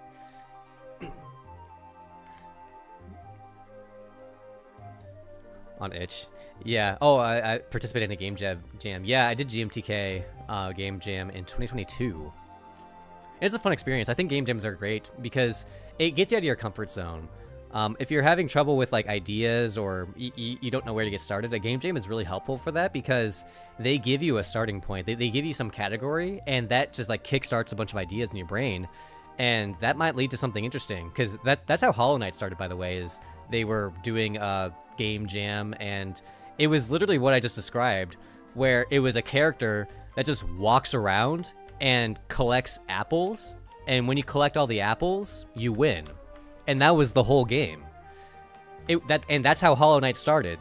They drew the knight, and he was wandering around eating apples, and once you ate all the apples, you won. And then they're like, huh, we really like this character. We're gonna turn this into a full game. And so they iterated on it. Do I ever go back and play retro games, or do I only play games for new experiences? I still go back to play old games once in a while. You know, I enjoy watching other people play games a lot more than I enjoy playing them. So I watch videos online or watch my friends play old games a lot, and I absolutely love that. But in terms of like, I have this collection of games behind my head. I don't really go back and play those very often, and in fact, hardly ever, really, just because I really am interested in new experiences. And even with new games that come out, I'm so picky that I really only pick up and play a game when I have an expectation that it'll give me something new. With some exceptions, of course, or if it's a series that I'm a big fan of. Like, Expedition 33 came out earlier this year, and I had no interest in it, but I read all these reviews that says it's groundbreaking, it's amazing, it's doing all these things that are new and fresh and cool. And I'm like, that's awesome. Okay, I'll play it. And so I did, and I'm glad I did. But if the game didn't have all those things that were groundbreaking, cool, and awesome, then I probably wouldn't bother. Like, if it was a 7 or 8 out of 10, I wouldn't bother. Like, I've played enough 8 out of 10 games in my life. I'm good. I'm good. I've gotten enough of that experience. So I kind of sit around and wait until 9s and 10s comes out. And even then, it's hard to know when a 9 or 10 comes out. Because also recently I played Pokemon Legends ZA, and I wouldn't consider that a 9 or 10 out of 10, for sure. It's got too many flaws, but I had fun. I'm glad I played it. And I did get something out of it, even though I wouldn't classify it as a top-tier game. I still had a lot of fun playing it. In the shader code, why is the code brown? Oh, that's an interesting question. I actually don't really know for sure. Well, it's because it's contained within these brackets, and it's being treated as like subcode. I think that it's just that the text highlighter, or the code syntax highlighting, it recognizes that this code between these square brackets is considered like a subcode section. So all this code contained within here, this is not Lua code. The brown code is GLSL. And anything that's not brown like this, all of this stuff is Lua. So this is Lua code here, and this brown code in between the square brackets, all of this is the GLSL. This is the shader code here. It's more or less a string. Yes, exactly. It's a string. I like this syntax here, where it's like new shader. I've actually never seen this syntax. I didn't know you could do that. I don't even really know what the syntax of this is. I'm going to ask AI what it thinks of that and see what it says. Can you explain this square bracket syntax in Lua?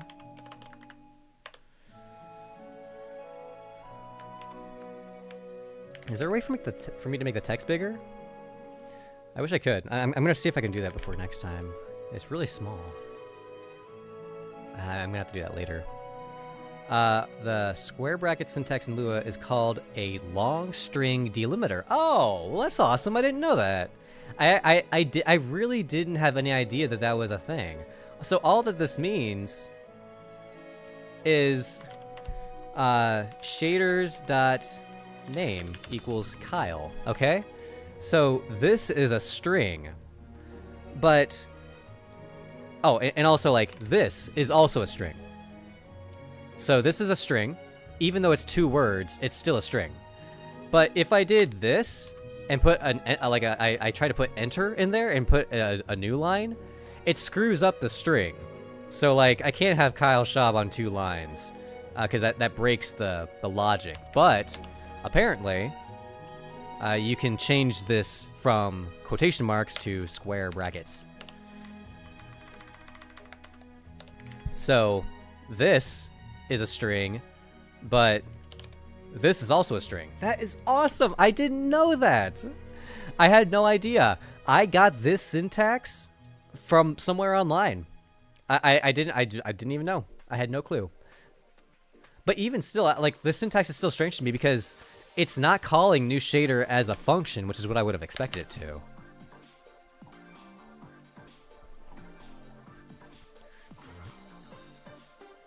I'll start off with making a game called Tax Collector Simulator, and then if I still don't have enough experience, I'll just make a sequel to the game. Yeah, totally. That sounds awesome.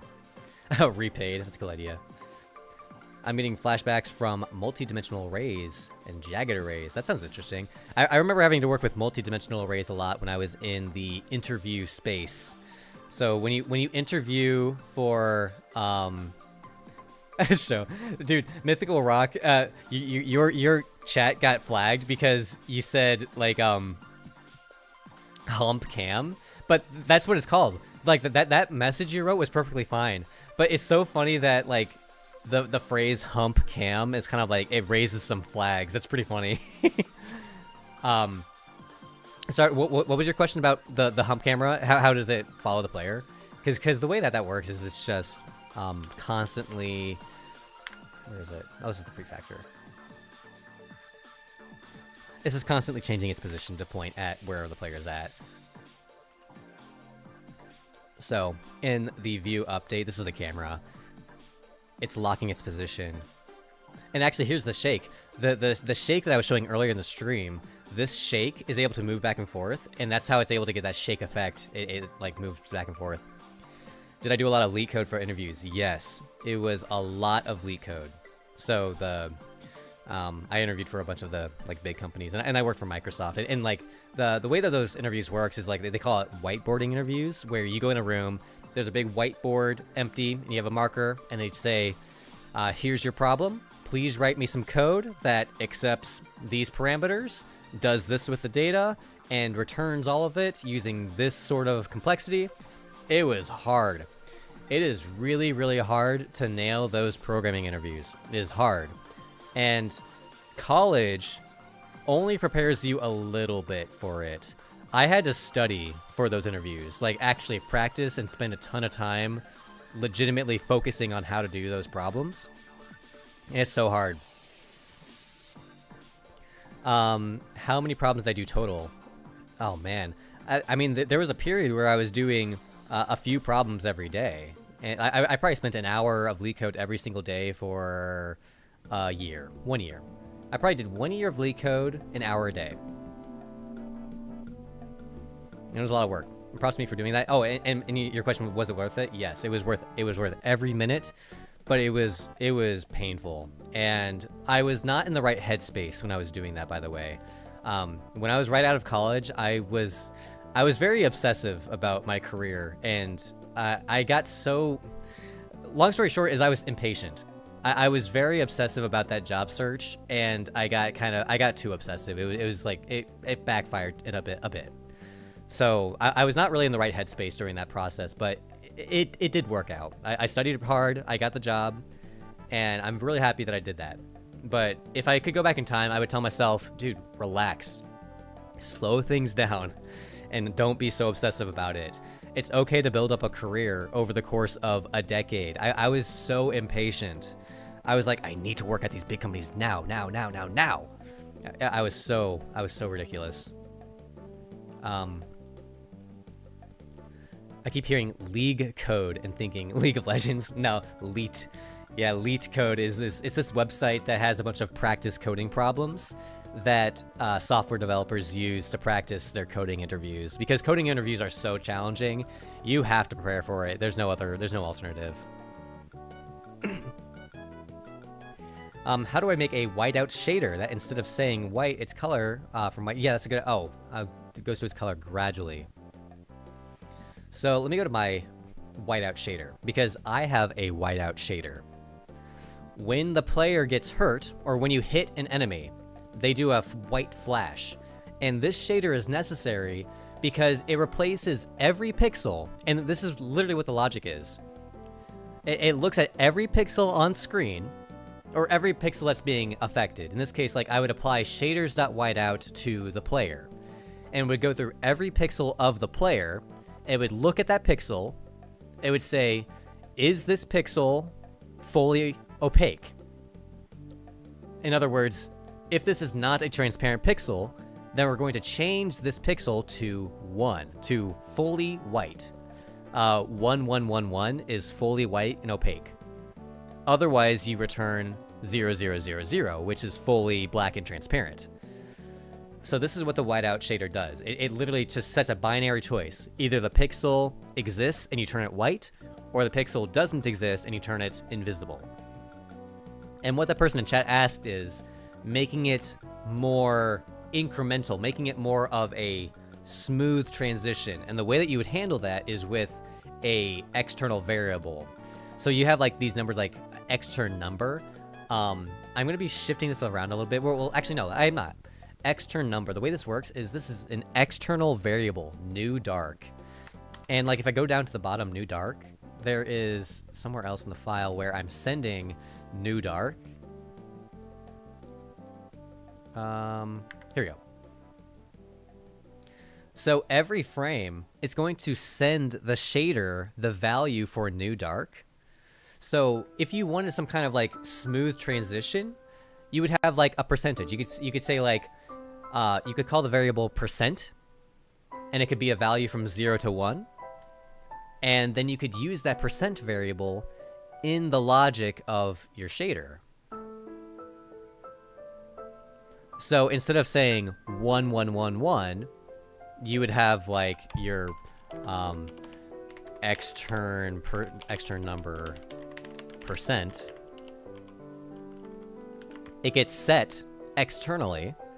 It gets set to some number from 0 to 1. And then instead of 1111 here, you can say %.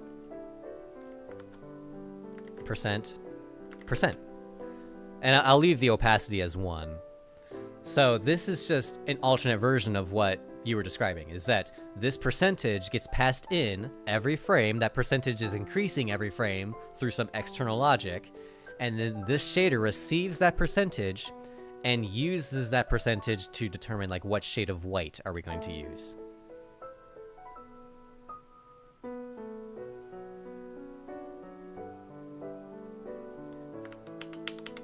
So let me get rid of all this stuff. Including that up there. Would leak code be beneficial for becoming a better game dev, or is in-engine practice better? Leak code. Now this is my hot topic, my hot take. Leak code is not helpful for anything outside of interviews. I do not think it's going to make you a better developer.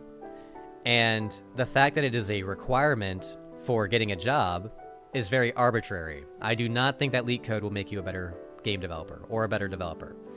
But the experience of developing games, of developing software, working on a team, collaborating with people, making stuff, that's what will teach you things. That's what will make you a better developer. That's what will make you better at whatever it is that you're doing. Leak code practice makes you better at doing these leak code problems. It makes you better at solving these like little trick problems. But I'm not kidding. My experience working with leak code did not come in handy even a little bit when I was at Microsoft. Not even one fraction of a percent. It was nothing. It was so worthless. I learned what I needed to learn for Microsoft, like, while I was there, or from my experience prior. The interviews that I had to go through in order to get the job, it was more of like a gauntlet, like a proof of, like, proving that I can do this stuff. It is like, it's weeding out the people who aren't willing to put in the effort. It's weeding out the people who, like, got their degree but maybe don't understand all the fundamentals. And it's putting an emphasis. It allows them to get really, really dedicated folks, but the whole process is very arbitrary and annoying. There are some positive aspects of LeetCode, and, like, I might be exaggerating when I say I got nothing out of it. Some of the challenge problems from that site are challenging in a way that they kind of teach you some new concepts, but things like linked lists. You don't use linked lists in the real world. You use libraries that do that for you. And that's the thing about LeetCode, is that a lot of the problems are very conceptual. They're very academic. It's a very academic process to do white code interviews, to do LeetCode problems, because all of those problems are already solved. In the real world, you wouldn't write your own sorting algorithm. You would use a pre-made sorting algorithm. Every coding language already has a sorting algorithm built into it. So that's kind of my take. Talking about Microsoft, I heard they don't require a degree now. Is that true? I'm not sure. As far as I know, it was required when I was working there. But if it's not required, that would be cool too. The thing about a degree is a degree. I understand why companies require degrees, but at the same time, they really shouldn't require them, because you can be skilled without one. A degree proves that you have dedication to your craft, and it proves that you can learn. It proves that you are able to sit in a classroom and learn things, which is something that you do need to do on the job. You need to learn how to do things. But I don't think it proves that you know how to code, because you can get through a CS degree without really coding that well. And I don't think any degree really proves anything beyond you were able to get through your classes. Because also, some schools have easier curriculum than others. Some schools have, like, blow-off classes or easy professors, and some have no challenges, or some have too much challenge. Your GPA from one school is not the same as the GPA from another school. I mean, for me, I didn't drop school because sorry, that was a hard sentence to read, but you're saying you wouldn't drop out of school unless you felt it was useless. And yeah, I agree. I think that there are a lot of career paths that don't really require one. And then there are some career paths that do require one. For example, if your career path involves working for a big company, you probably need a degree. You probably need a degree because that company is big enough to have the luxury of requiring one. They can require one because they have enough people applying for their jobs that they can just make it a requirement, even if that degree doesn't really help the person that much. Even if someone without the degree would be just fine, they can afford to just have someone with the degree anyway. They can just say it's a requirement, so you need one. And I several of the companies that I've worked for, it's a requirement that everyone in a full-time salary position has a bachelor's degree, at least. And I know some colleges, some teaching positions require that every professor, every teacher has a master's degree or higher. Some places is a PhD or higher. Meanwhile, there are some extremely talented and smart individuals that don't have a master's or a PhD, and they are way more qualified to teach these classes because they've worked in the industry for so long. But it's just a checkbox that these companies have, or these schools have. It is a selling point when a school can say that 95% of their teachers have a PhD.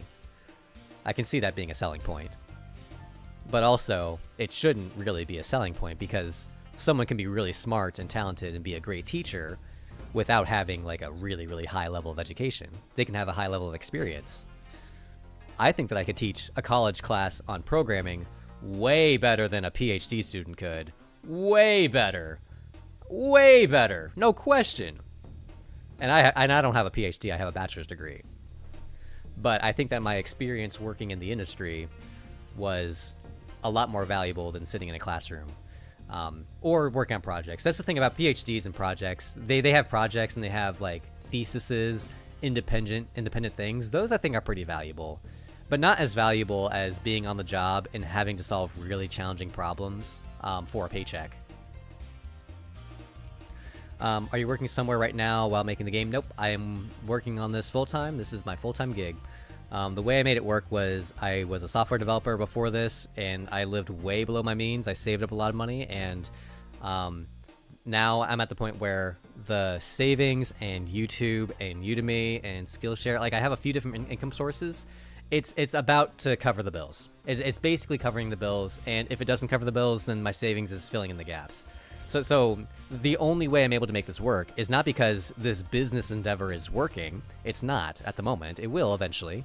But it's working because I saved up a lot of money in my career. I was very, very cautious with my spending, and I still am very cautious with my spending. I'm a good financial boy. How many programmers does it take to change a light bulb? None. That's a hardware problem.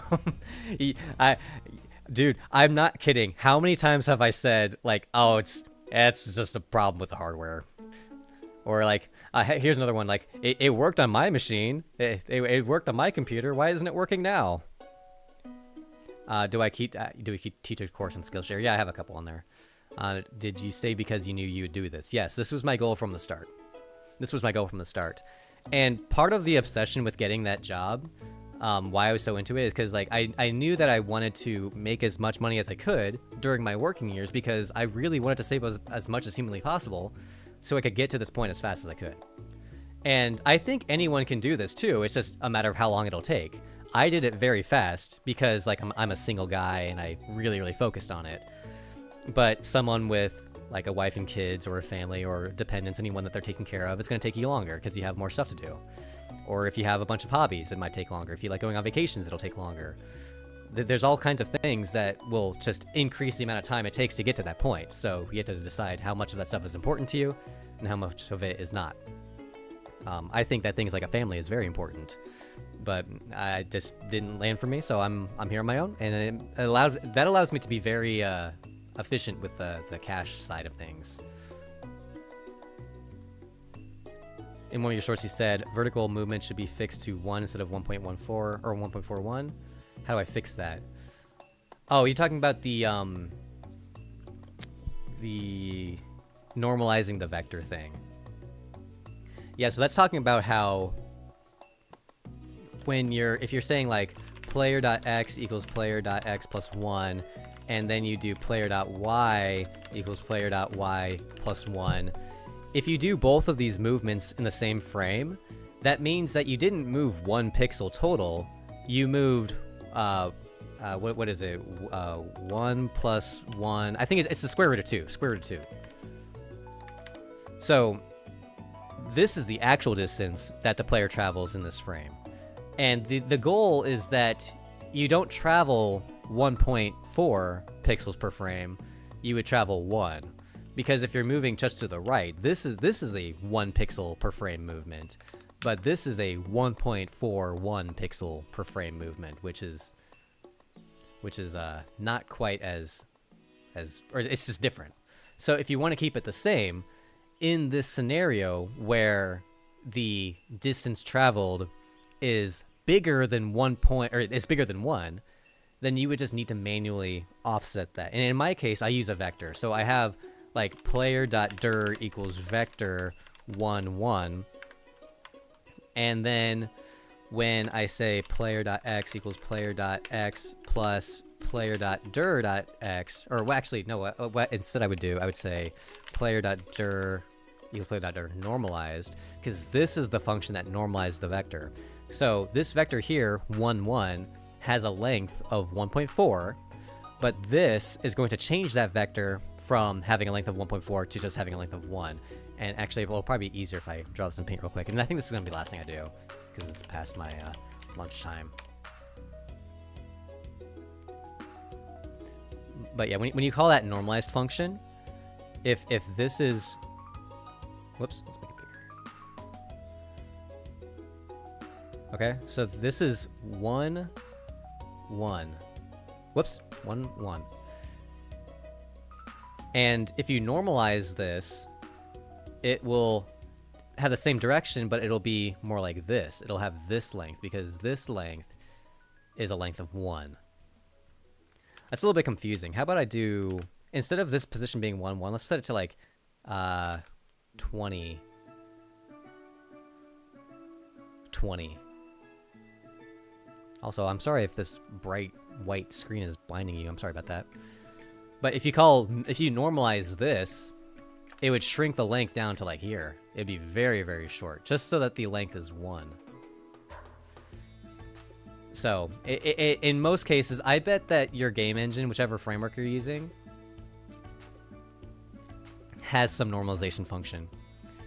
Do I have any course on game dev? Yeah, on Udemy. And on Skillshare, I have a one on Skillshare and on Udemy. But yeah, on that note, that'll wrap things up. So for next week, I think I'm going to set things up so that we can play a little bit more with the shaders. Because today we were able to talk about them and analyze them a bit. But I think it'd be cool if we could write some. So next week I'm going to have things set up so that we can jump right into writing a shader. And then we can take this room and have it look a little bit better. But yep, on that note, I'm going to be calling it quits for the day. I really appreciate all you guys for being here. And it was a really good stream. Thank you all. Lots of folks in chat were here today. Old School Geek, thank you again for being here. Wolf Eterni, Pixel, Butter Off Eye, Mikhail. What do you think about an AI that auto tests your game changes? That would be cool. I would totally do something like that. Automation for testing is a great idea. Butterfly, Send Cool, Rescue Squad, Bean Juice Studio, Send Cool, Mythical Rock, Alex, Adele, T Mackle, Ray Butler, The Real Danny. Thank you all so much for being here, and I will be back next week for yet another Moonshire Monday. Thanks, everyone.